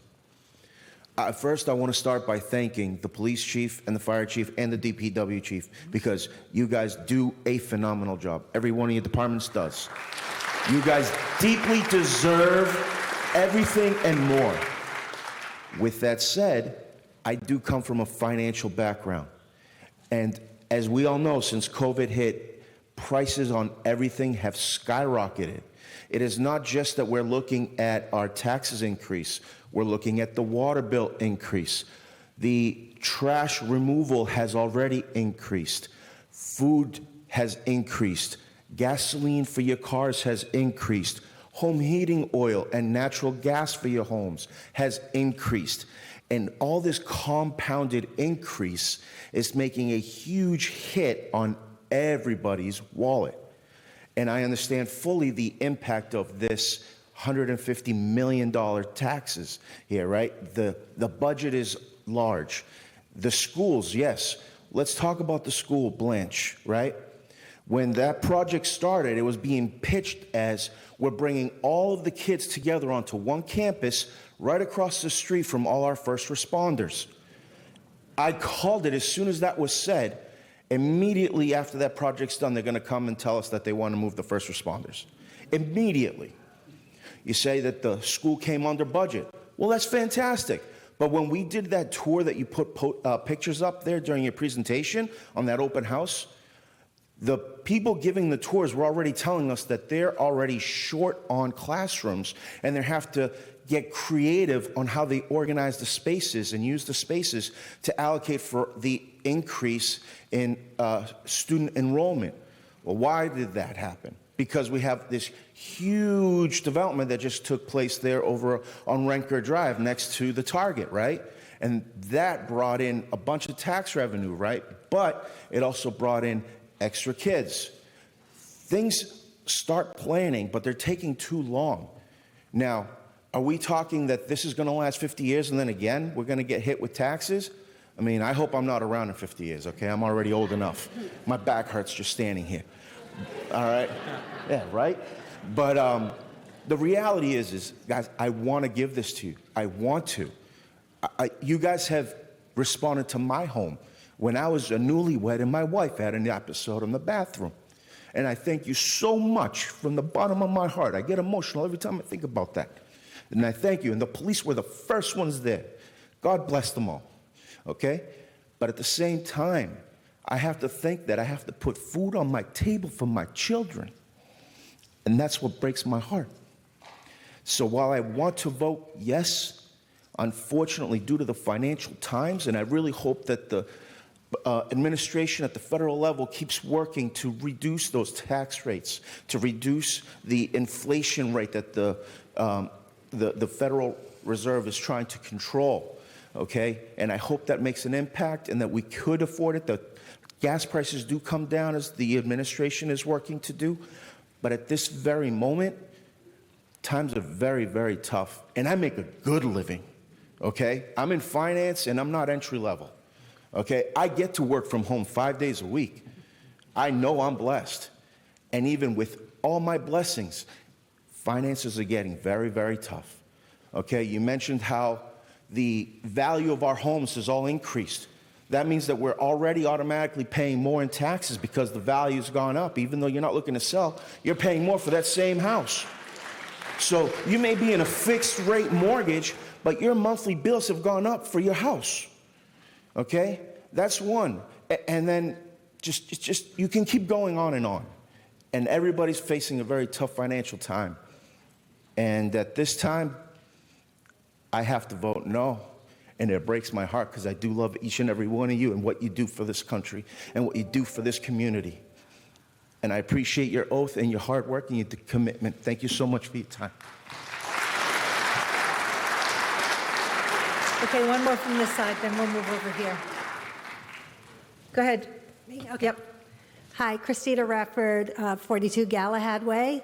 I'm the chair of the Easton Green Communities Committee, and so I have a slightly different perspective or how we looked at this project. We initially had concerns about the project and wanted to make sure it was being designed with sustainability and energy efficiency in mind. We also wanted to better understand why renovation or restoration of current buildings was not feasible. So we had an hour-long meeting with some of the people involved in this project, and we learned that many of the current buildings cannot be updated enough to make them suitable for the next 50 years and beyond. From unsafe storage to inadequate drainage to the over-reliance on fossil fuels, as well as crowded and unsafe working conditions for many of our public employees, it was clear to us that there is a need for new facilities. Our committee was pleased to hear that these new buildings will utilize the latest in sustainable and renewable energy sources and will take advantage of programs to help offset the cost to Easton's residents. The buildings will be designed to protect our water table from contamination and to reduce the amount of water used or wasted, and it will be poised for the future as more of our fleet moves to electric vehicles. Any project of this scale must fit within budget limits, and they will not hit every single checkbox we as a committee would have liked, but we feel that we do support this project because it is a huge improvement over where we are now and will position us better for the future. Thank you. Thank you. Okay, let's go over on this side. Thank you. Kyla Bennett, 2 Chickadee Lane. Sorry. Nobody likes the price tag, but you can't put a price on our health and safety. And without the police and the fire and the DPW in these changing climate times where we have tornado warnings and rain bombs and all sorts of weather incidents that we need the DPW, we need the police, we need the fire. Their working conditions are deplorable. We need to do this. We need to bite the bullet and do this. And I'm urging everybody here to vote yes. But Thank you. I just have one quick favor.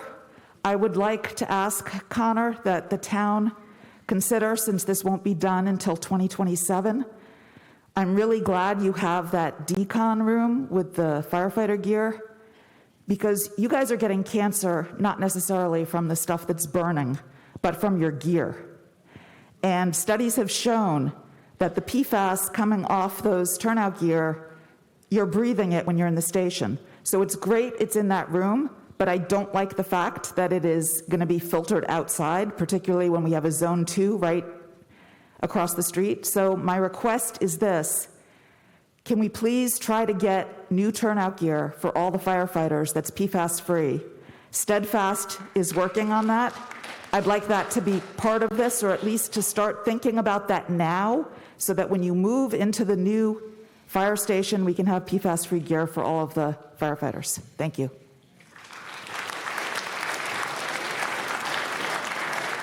Okay, sir. Just one point to the firefighter gear. We currently now have our newest gear, which is the lowest PFAS gear you can buy. And that's thanks to all of you. And as the regulations change outside of Easton, there's regulations that restrict that.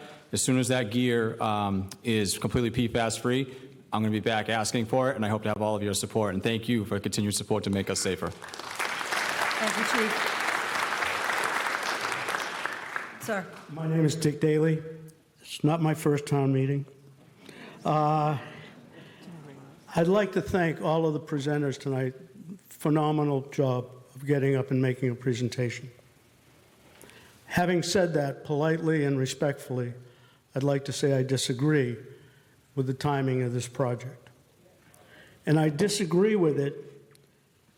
If it had been 5 years ago when things looked economically pretty favorable, I would be have been in favor of this project. But understanding what's happened in the last 3 or 4 years, understanding what's happening now, understanding where our budget's going to be next year, I'm sure the school department's going to be looking for a significant increase dealing with multicultural and multilingual students who are coming in via the immigration system. That's getting very costly for towns.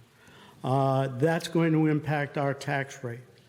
Everything else is impacting our tax rate: the cost of fuel, the cost of gas, the cost of electricity, as we presumably are looking to go to an all-electric society. Another problem I have is with the the next item to be voted on, which purports to give senior citizens, or some senior citizens, a break on their taxes. Sir, if I'm going to stop you right there because we're not on that article yet. Well, that may be, but it was referenced by the town administrator in his presentation, and that's what I'd like to address.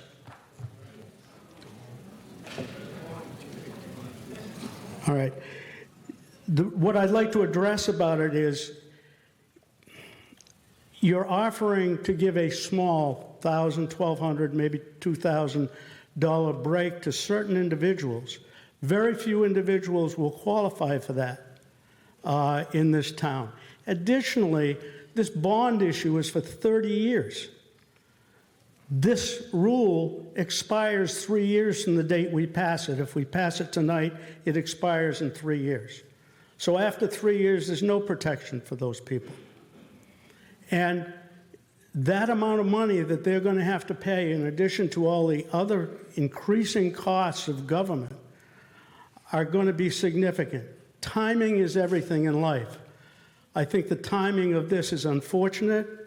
I think you all did a great job making your presentation, but respectfully, I don't think it's the time for the taxpayers in the town of Easton. Thank you.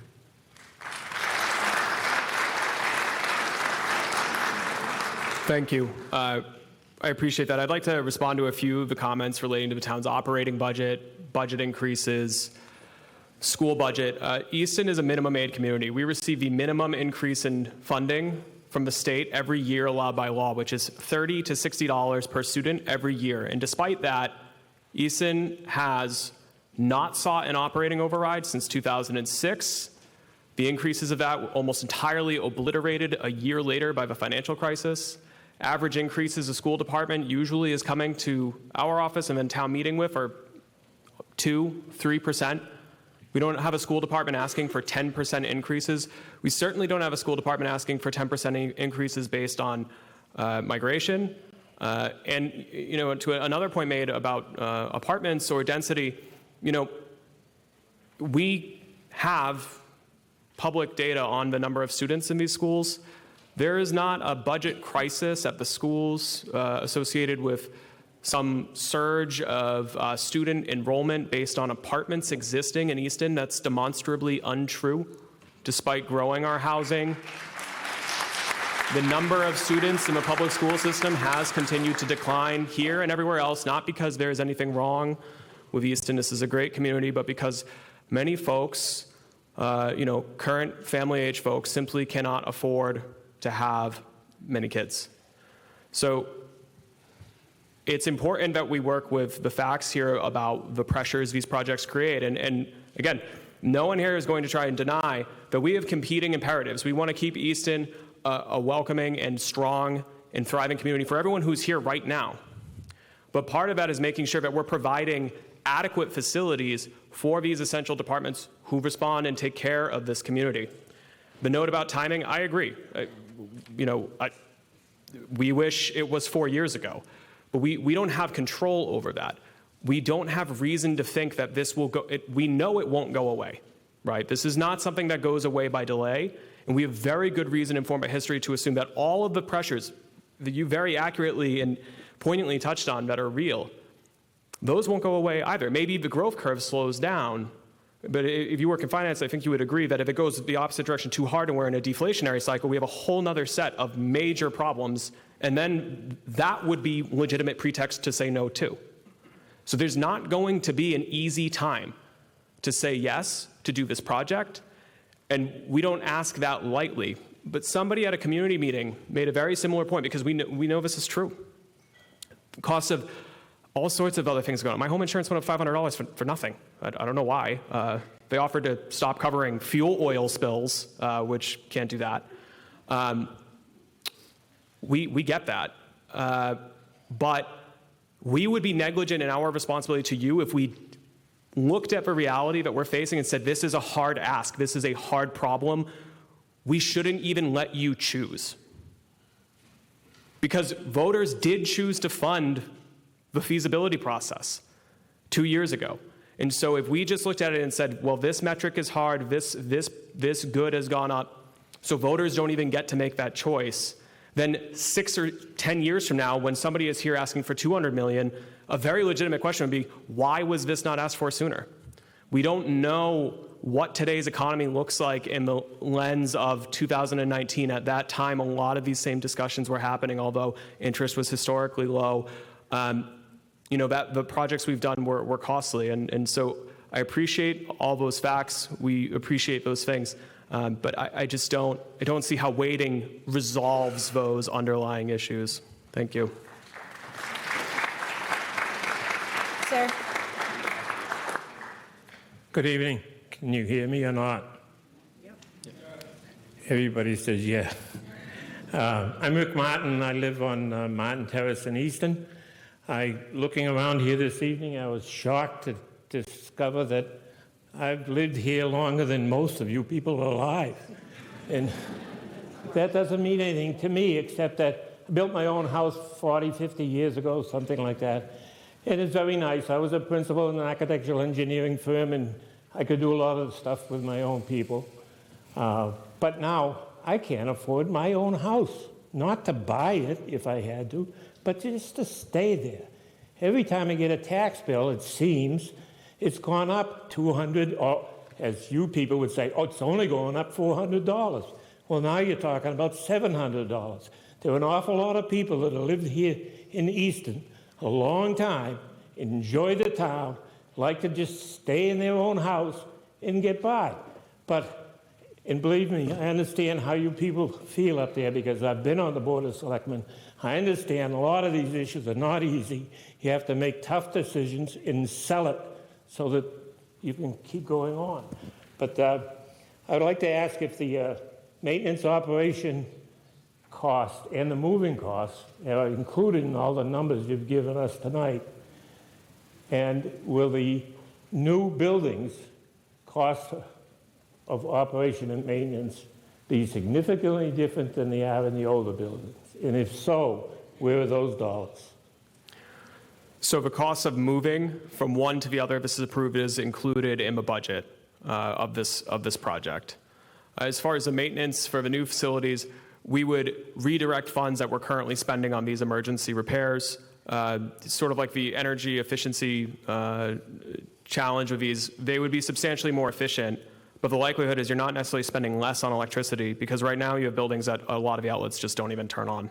So we would redirect those funds, but we're not here to suggest that the facilities will be in a situation where they wouldn't need upkeep, because they would, especially as time goes on, as with any facility, or that we could offset the cost with that.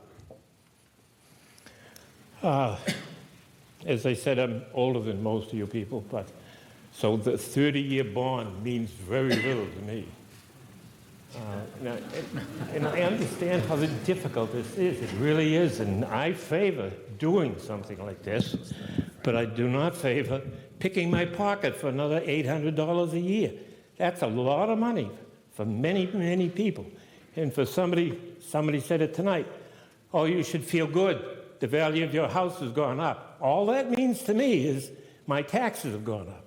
My disposable income has gone down. I can less and less afford to live in a town that I really like. But you got to think about it. Not everybody just moved here from a better off town than we have here and have lots of money to spend. A good example is the pickleball court. Somebody got together and decided that all of us are going to pay for a pickleball court for 10 or 15 people who can afford it themselves. You can't think like that when it comes to spending money. You really can't. And as I said, I'm not going to be around much longer. I hope a few more weeks anyway. So it's not going to affect me, but it affects the way you affect the value of the town. Thank you very much.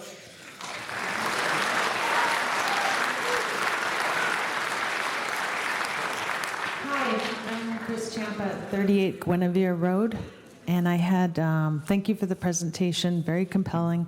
Like many people tonight, my only heart palpitations is price tag. But I did have one request, and I had two questions. My request is for a secret ballot motion because a lot of people that do have concerns financially, it's kind of unfair that you have to be like, hey, you know, I think it would be appropriate for people to have the privacy and the dignity to be able to have a secret ballot on this issue.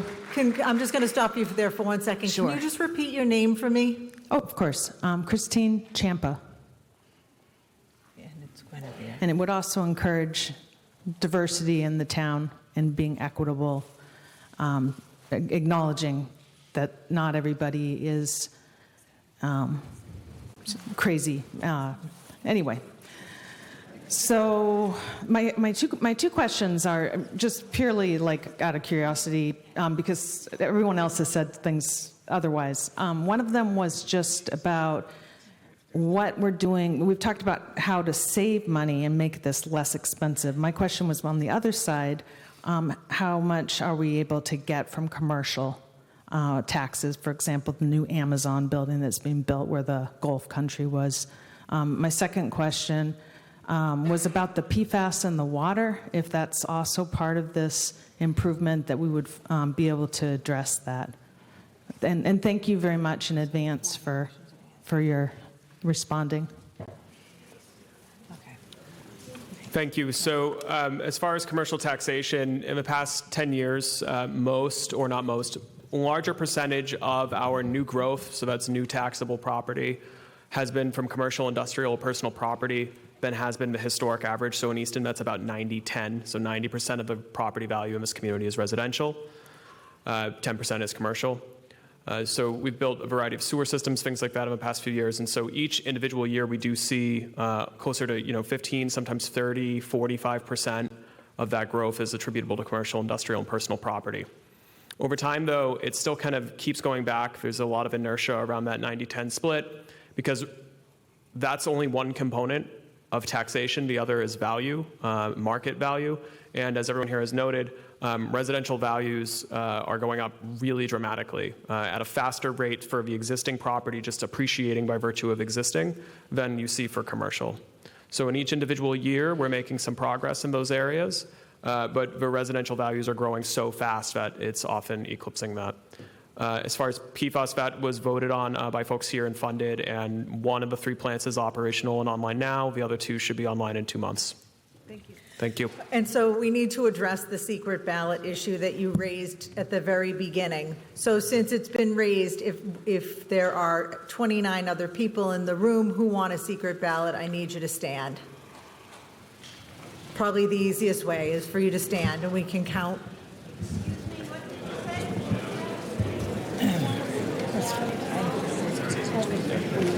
Just declare it. Yeah. Okay, so there's definitely more than 29 people who want a secret ballot. So when we get to the vote, that's the way that we're going to do it, is by way of secret ballot. Okay, so next. Dale Carrister, 21 South Street. First of all, I want to say I totally respect when folks are raising issues about the cost to them of additional tax increases, and it's a very personal decision for everybody, and I totally respect that. I wanted to address a different concern, which is for those who are raising issues about whether this is the lowest cost we can do or whether this is the proper location for it, whether we're providing enough coverage, whether there's a problem with reducing from 3 to 2 the fire stations. And I want to just harken back to a few years ago when the town put in place the going forward with the sewer project. Some of you may recall I've spoken at a town meeting before about this. I lived down in the Furnace Village area, and we formed a neighborhood group, and we initially had a group of about 25 to 30 neighbors who got together and eventually formed a group of about 160 to 170 folks, including the business owners, the condo owners, and the single-family homeowners. And we went into the town officials ready to have our pitchforks and torches ready to go, and we walked into the office meeting with Connor Reed, then Assistant Michael Blanchard and Stephanie Danielson. Well, it turns out that they were already 2 steps ahead of us, understood the cost concerns that we were raising, and had ideas in mind with a district improvement financing program and also a MassWorks grant. The long and short of it is the town officials who I've now had an opportunity to work with for quite a number of matters over the years have always had our best interest at heart, and I've attended a number of the meetings about this project over the course of the last year, and I've heard folks who have raised concerns and questions, including at a forum that we hosted where we had about 25 to 30 of the residents down the Furnace Village area, and folks are raising a number of the concerns here, and I've heard the town officials listen to those concerns and adapt. So for that reason, I very much have a trust in our town officials and the decisions that they're making, and have no doubt that they have done the best possible to arrive at a project that is the most suitable for our town, and for that reason, among others, I'm voting in favor of it. Thank you. Thank you. Okay, I'm going to switch over here. Hi, Kathy Adler, 459 Bay Road. In the almost 30 years that I've lived in Easton, I've worked on a few projects for the town, including being co-chair for the master plan, chairing the precursor to the Human Rights Committee. And in doing that work, I've had to go to our public safety and public services folks to have conversations. And actually, we used to meet in the police station when we were trying to do the human rights work. So I have a real respect for the public safety and public service people in the town, and the interactions I've had with them over the years have always been so professional. We have really good professional people working for us in this town.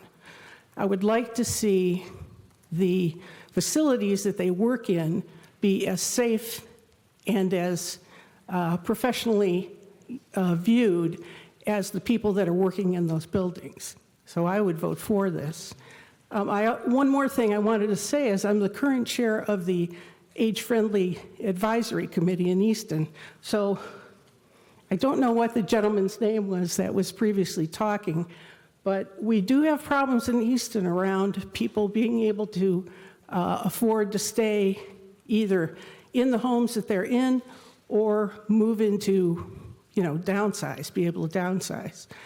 But as two things struck me during this presentation, when I think about the age-friendly town work that's being done. One is, I would really rather see the DPW working on modifications to the infrastructure in town to make it more age-friendly than having to deal with sewage problems in the fire department. So I would like to see that happen. And also, the fire chief talked about the distribution of coverage and how that would change and how it would actually be better after this project was in place. So judging from an age-friendly perspective, I would like to see that plan go forward also. So I just want to thank you for being as professional as you are, and I would urge everyone to vote yes on this project. Thank you. Hello, Ian Hopkirk, 10 Old Stable Lane. I want to thank the police and fire and Public Works for coming out and making this presentation. I think it was very compelling. This is obviously not an easy decision. I hear the words of the folks that feel like this is just going to be too difficult to do from a financial perspective, and everybody's entitled to make that decision. Everybody has to make the best financial decision for themselves and for their family. The reality is, I see it as this is never going to get cheaper.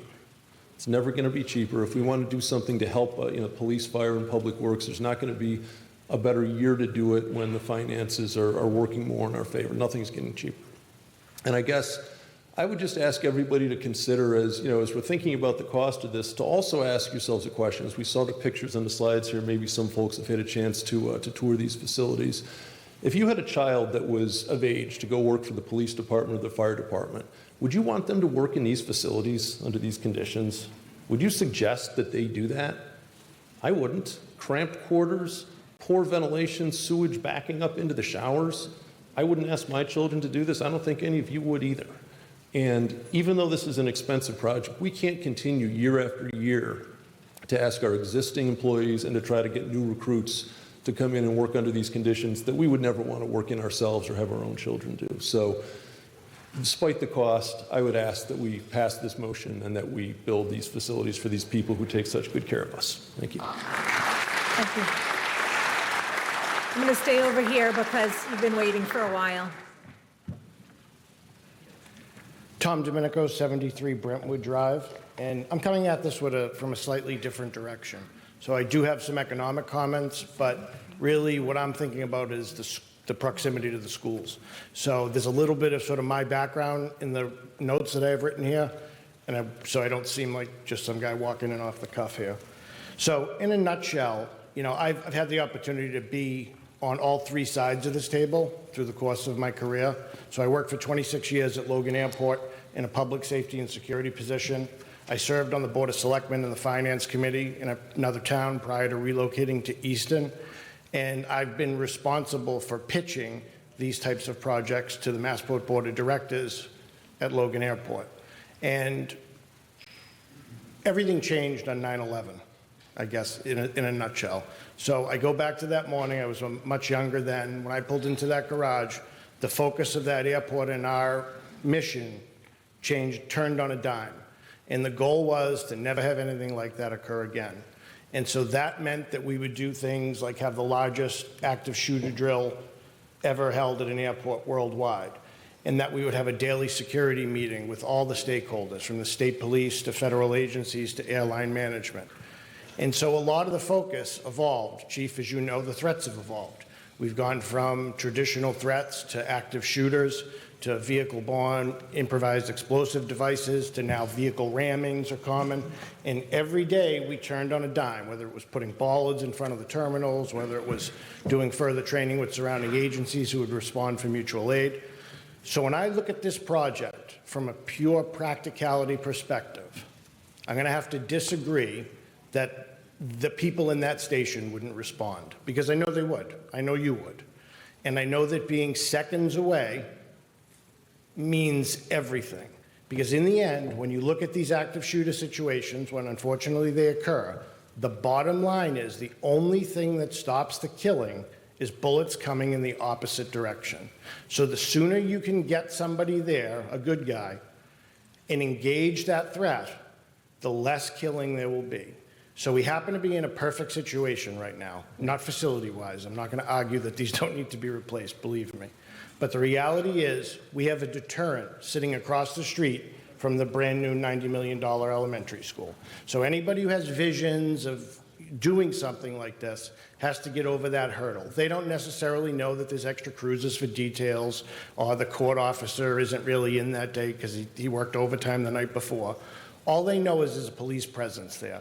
And that police presence is something they're going to need to contend with when they do their meat-headed thing they're deciding to do. I also know that as soon as that call comes in, the chief, any detectives in the station, the deputy chief, the firearms licensing officer, they are all going to get up immediately and run to that threat, because the SOPs have changed. Even just a decade ago, it was arrive on scene, wait for 3 or 4 guys, go in a diamond pattern, and work to clear the building. And then that evolved. Unfortunately, there was an incident. Okay, wait for another guy, 2 people go in. And now the situation, as you saw in Nashville, was no. As you arrive, you go in the building, you engage the threat, and you neutralize it. So when I look at places like Uvalde, where they fell flat on their face because of the delays, and there are families that have been changed and destroyed forever, the reality is seconds matter. And so my problem with this proposal is we're relocating the good guys 2 miles away. And so ultimately, at the airport, we did things like tactical medical training for the entire fire department, to the point where they go in with law enforcement teams and get victims out before the incident is even secured. And that's what's going to happen here. And having these guys in close proximity to the schools makes a big difference. It may not seem it. You know, they have lights and siren. They can get there in 2 minutes. You can do a lot of damage in 2 minutes. Now, my kid's a senior in the high school. Hopefully nothing ever happens in the town, but I do think that's a consideration. So my hope, and I realize that you've studied it, is that we would consider a replacement of the existing facility, even if it's just a new PD headquarters, where it is across from the existing Blanche Ames School, maybe relocate the DPW to this location, and then relocate the fire headquarters potentially to where DPW is. I get you had a bunch of meetings over a bunch of years, and you guys arrived at this conclusion. I wasn't in them, I'm sorry. But based upon my experience, I think we're losing the advantage we have of the deterrent of having that station there, and we're absolutely positively losing the speed of response to anything that happens at those schools. Those schools are the most important thing in this town. They are the most likely target in this town. And it's our responsibility to ensure that we can safeguard them. And frankly, if this proposal was $180 million and it kept these resources close to these facilities, I would hold my nose, forget about the 8% interest rate, forget about the fact that when I go to the gas station, I have to throw up after I fill up my truck. I would forget about all of that stuff and I would vote for it. Because at some point, that's the most important thing we have in this community is the kids. And again, my kids are out. So these are other people's kids I'm talking about. And so I honestly would have hoped that we would have found a way to make it work. We're buying a brand new tower ladder that can reach extended floors on buildings. So, okay, if we can't go out because of wetlands, why can't we go up? I mean, a police station can be 3 or 4 stories. They're that way all over the place. So I would just hope when we consider this that we evaluate the options, because I can't support something that puts us in a weaker position to respond to a threat at any of these facilities, which, as everybody knows, unfortunately, it might be swatting now. It's constant. It's not going to stop. We're in like this delirious phase of the country, and we just have to deal with it. And I would rather have the resources most capable, closest, and most efficiently able to respond.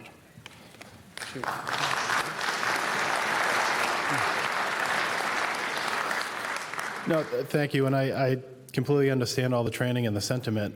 You know, the one thing I wanted to point out, I'm in the station during the day, and we can have a detective, right? But I'm not always in the station. I could be at town hall. I wouldn't want people to think that I'm the first line of defense if everybody else is out of the building. I just wanted to make that very clear.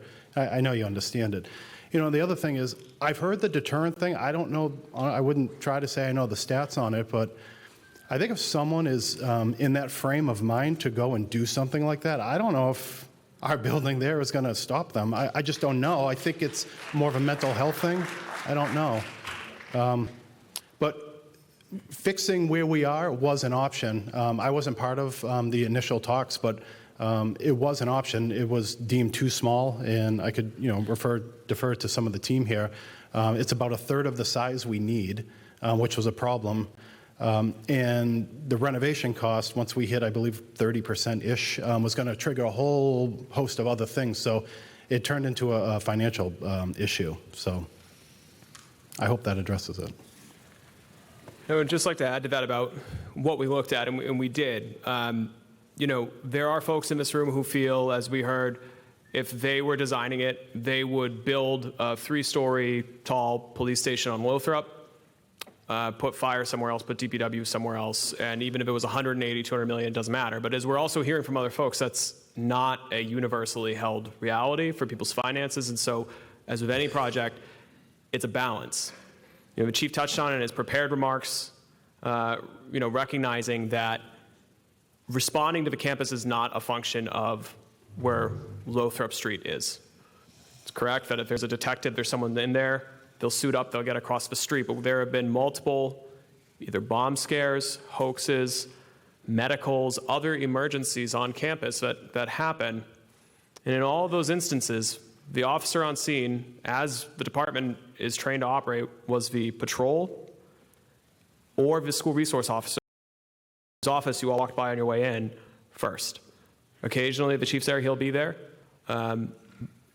We understand how sensitive it is. I wish we, you know, I'm sure we all wish we can go back before 9/11. We all wish we can go before Columbine. You know, as a parent, it makes me sick. But this is This is not as simple as if a police department is at Lothrop, everyone is safe. There's no perfect security. They do train. They do the exact type of training that you're referring to.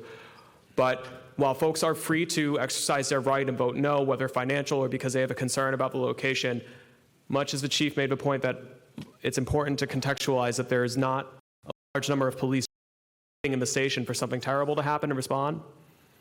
It is also not the case that if we say no, the station existing guarantees that nothing bad could happen.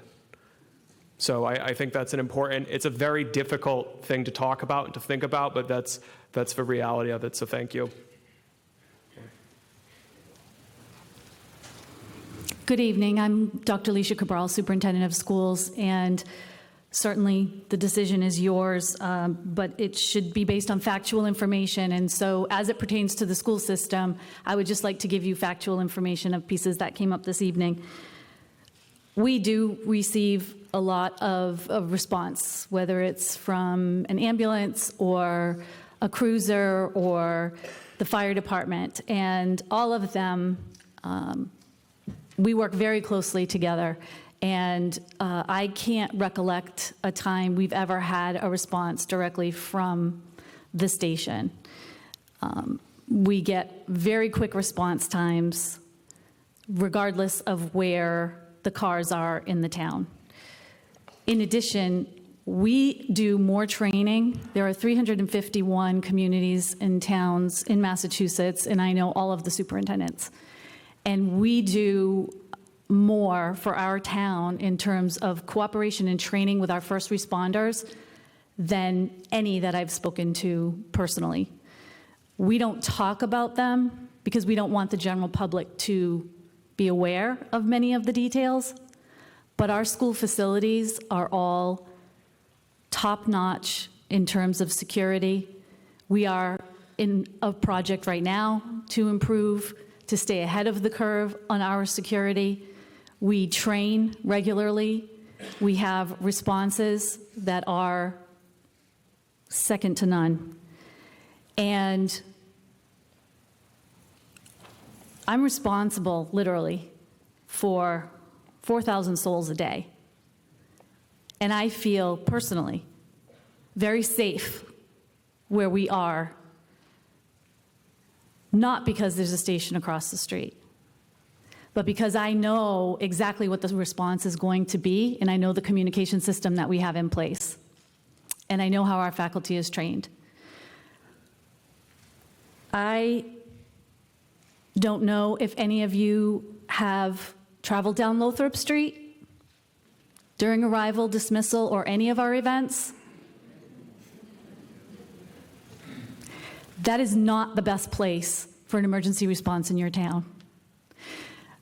I am responsible for children 10 months of the year, 5 days a week, but they live in homes all across the town.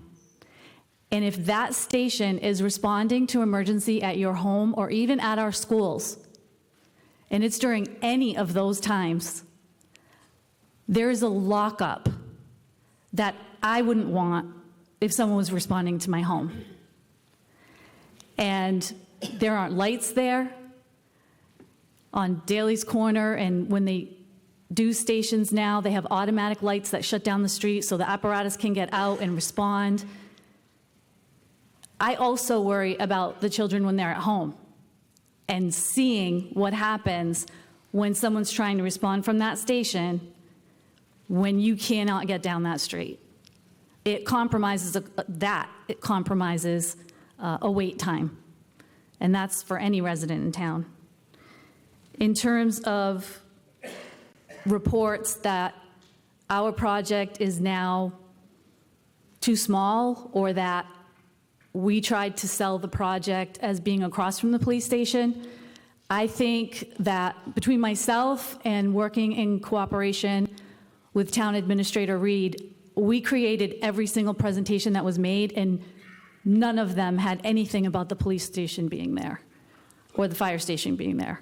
I never made a presentation that said that. I'm aware and have been aware by working with them for a long time that our response comes from around the town, and we're very happy with that. response. We also haven't outgrown the school. We've increased our enrollment, which is wonderful, but what people may have heard is that we don't have room for storage. We had to work with a grant funder, the Massachusetts School Building Authority, which provided 52% of all the eligible expenses of that building, which was wonderful, but they don't pay for storage. And so trying to be mindful of taxpayer dollars, we didn't add that expense because it would have to come from taxpayers. So we have classrooms that are being used for storage, but we're not at a shortage of classrooms. And we want more children to come. We get more money from the government when children come, and we're in the business of taking in children. So we're happy when developments come into Easton and they come into our school system. And that's why we made them with extra classrooms, so that we could have them come into the school and increase our enrollment. In terms of other things that were mentioned, like the migrants, the federal government gives funding for migrants and to educate migrant children. We don't qualify because we don't have enough of them. So we haven't had a huge influx of students to create a burden on our schools. Our schools are doing just fine.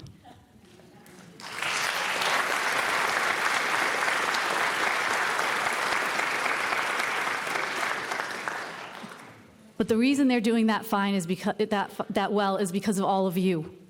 And you had the foresight to be prepared for the fact that they were in really squalid conditions. And the professionals that you have responding, I can't say anything about the cost or them responding to my home. But I can say that I'm 100% confident about them responding to the schools, if that is one of your concerns. And I know all of our security plans, and I know all the drills that we've done. And having just completed a project that was the consolidation of 3 schools into 1, I am very well aware of the efficiencies that come from doing it all at once. And this project, just like the Blanche Ames Elementary School, shows that the repairs that you're going to be forced to do are going to be more expensive than the actual building. So one of them has to be paid for, but one of them gives you faster response times for your families and provides humane conditions for those who serve.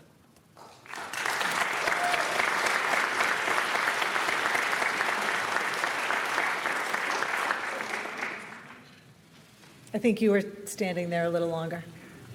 Go ahead. Hi, good evening. I'm Elizabeth Starr, and I live at 11 Baltic Avenue. And first of all, thank you to our fire, police, and DPW. Thank you for being first responders. We love you. And it's time. This has to be done. In order for us, in the hierarchy of needs, safety is at the most important. For our children, for all of us in this room, and for the people that are waiting home for us, sitting at kitchen tables and on couches and maybe watching this, we have to protect them. And in order to be able to do that, we have to help our best do their best. And it's time. Taking that visual tour right here and also seeing, firsthand what are important workers who help keep us alive, how they need to, important conditions and that they can work in to do their best work. We need to vote for this. It's not ever going to be any cheaper.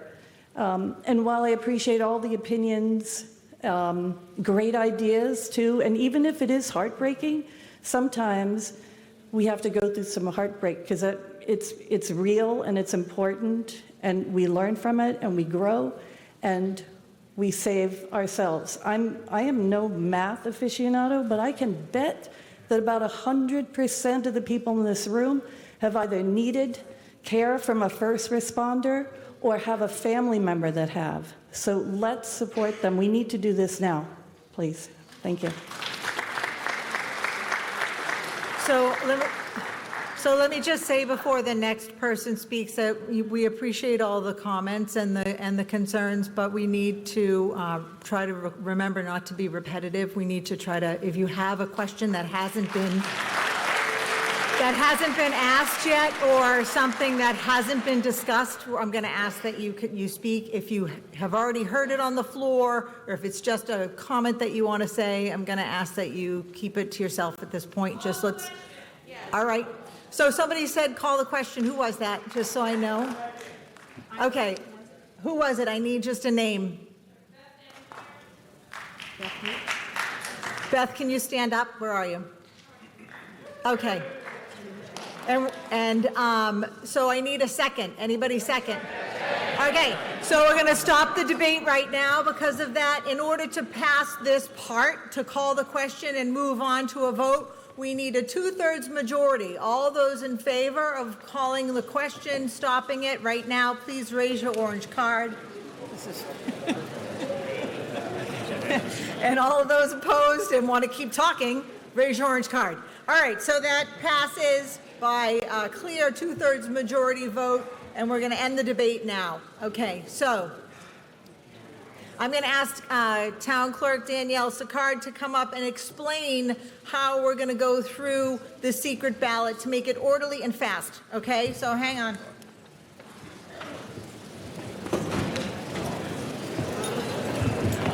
Everybody should have received a ballot when you first checked in tonight.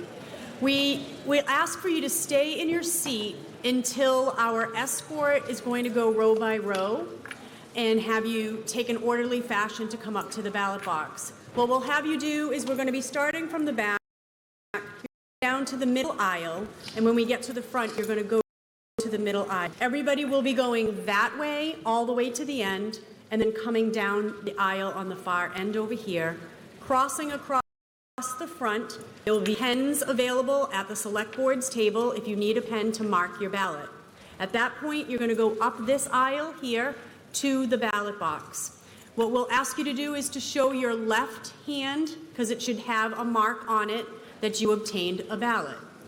You show that to the election worker before you get to the ballot box, and then after you place your ballot in the ballot box, you will get another stamp on your hand showing that you've already voted tonight, and then you can go back to your seat. Okay? All right, so which row? They'll tell them. Okay, so please be patient. The assistants are going to tell you which way, who to start with, and how to come down and go across. So please just be patient with us. If we make it orderly, it'll go quick. It'll go fast. Okay, so the votes have been tallied, and the yeses are 370 yeses, and there are 118 noes. So Article 1 passes by a 2/3 majority.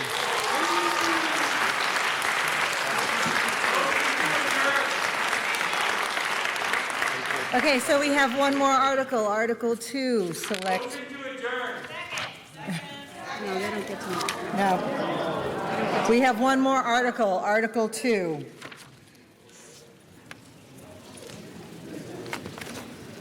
Select Board Member Barger.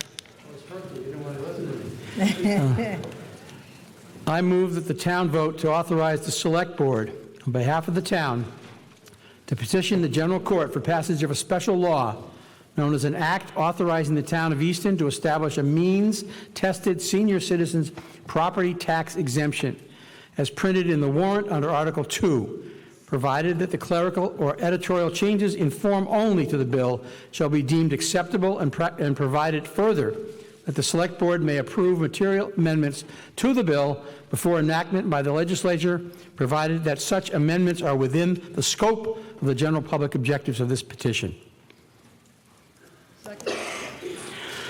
By way of explanation, this article would authorize the Select Board to submit a home rule petition to the General Court of the Commonwealth to enact a special law establishing a 3-year means-tested tax relief program for qualifying Easton seniors on fixed incomes.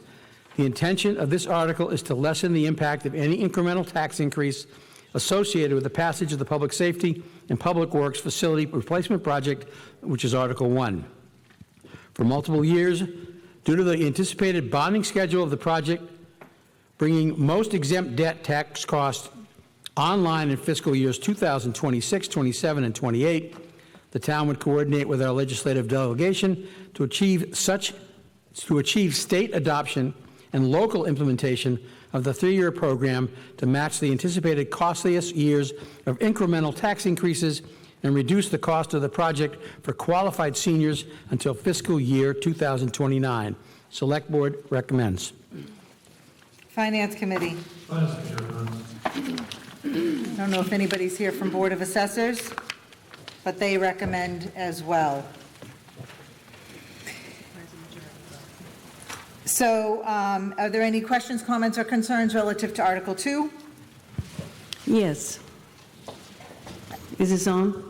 It's on. I need a name and an address, please. Okay, Priscilla Almquist Olson, 59 Seaver Street, Northeastern.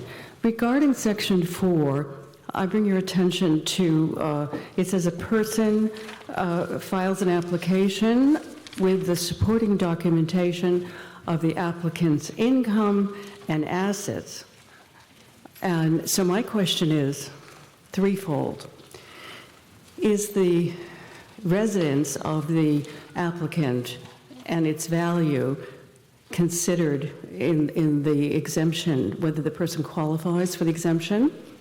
Secondly, what is the maximum amount of income that qualifies the applicant? And thirdly, what is the maximum amount of liquid assets that the person is allowed to have? Thank you, Rob.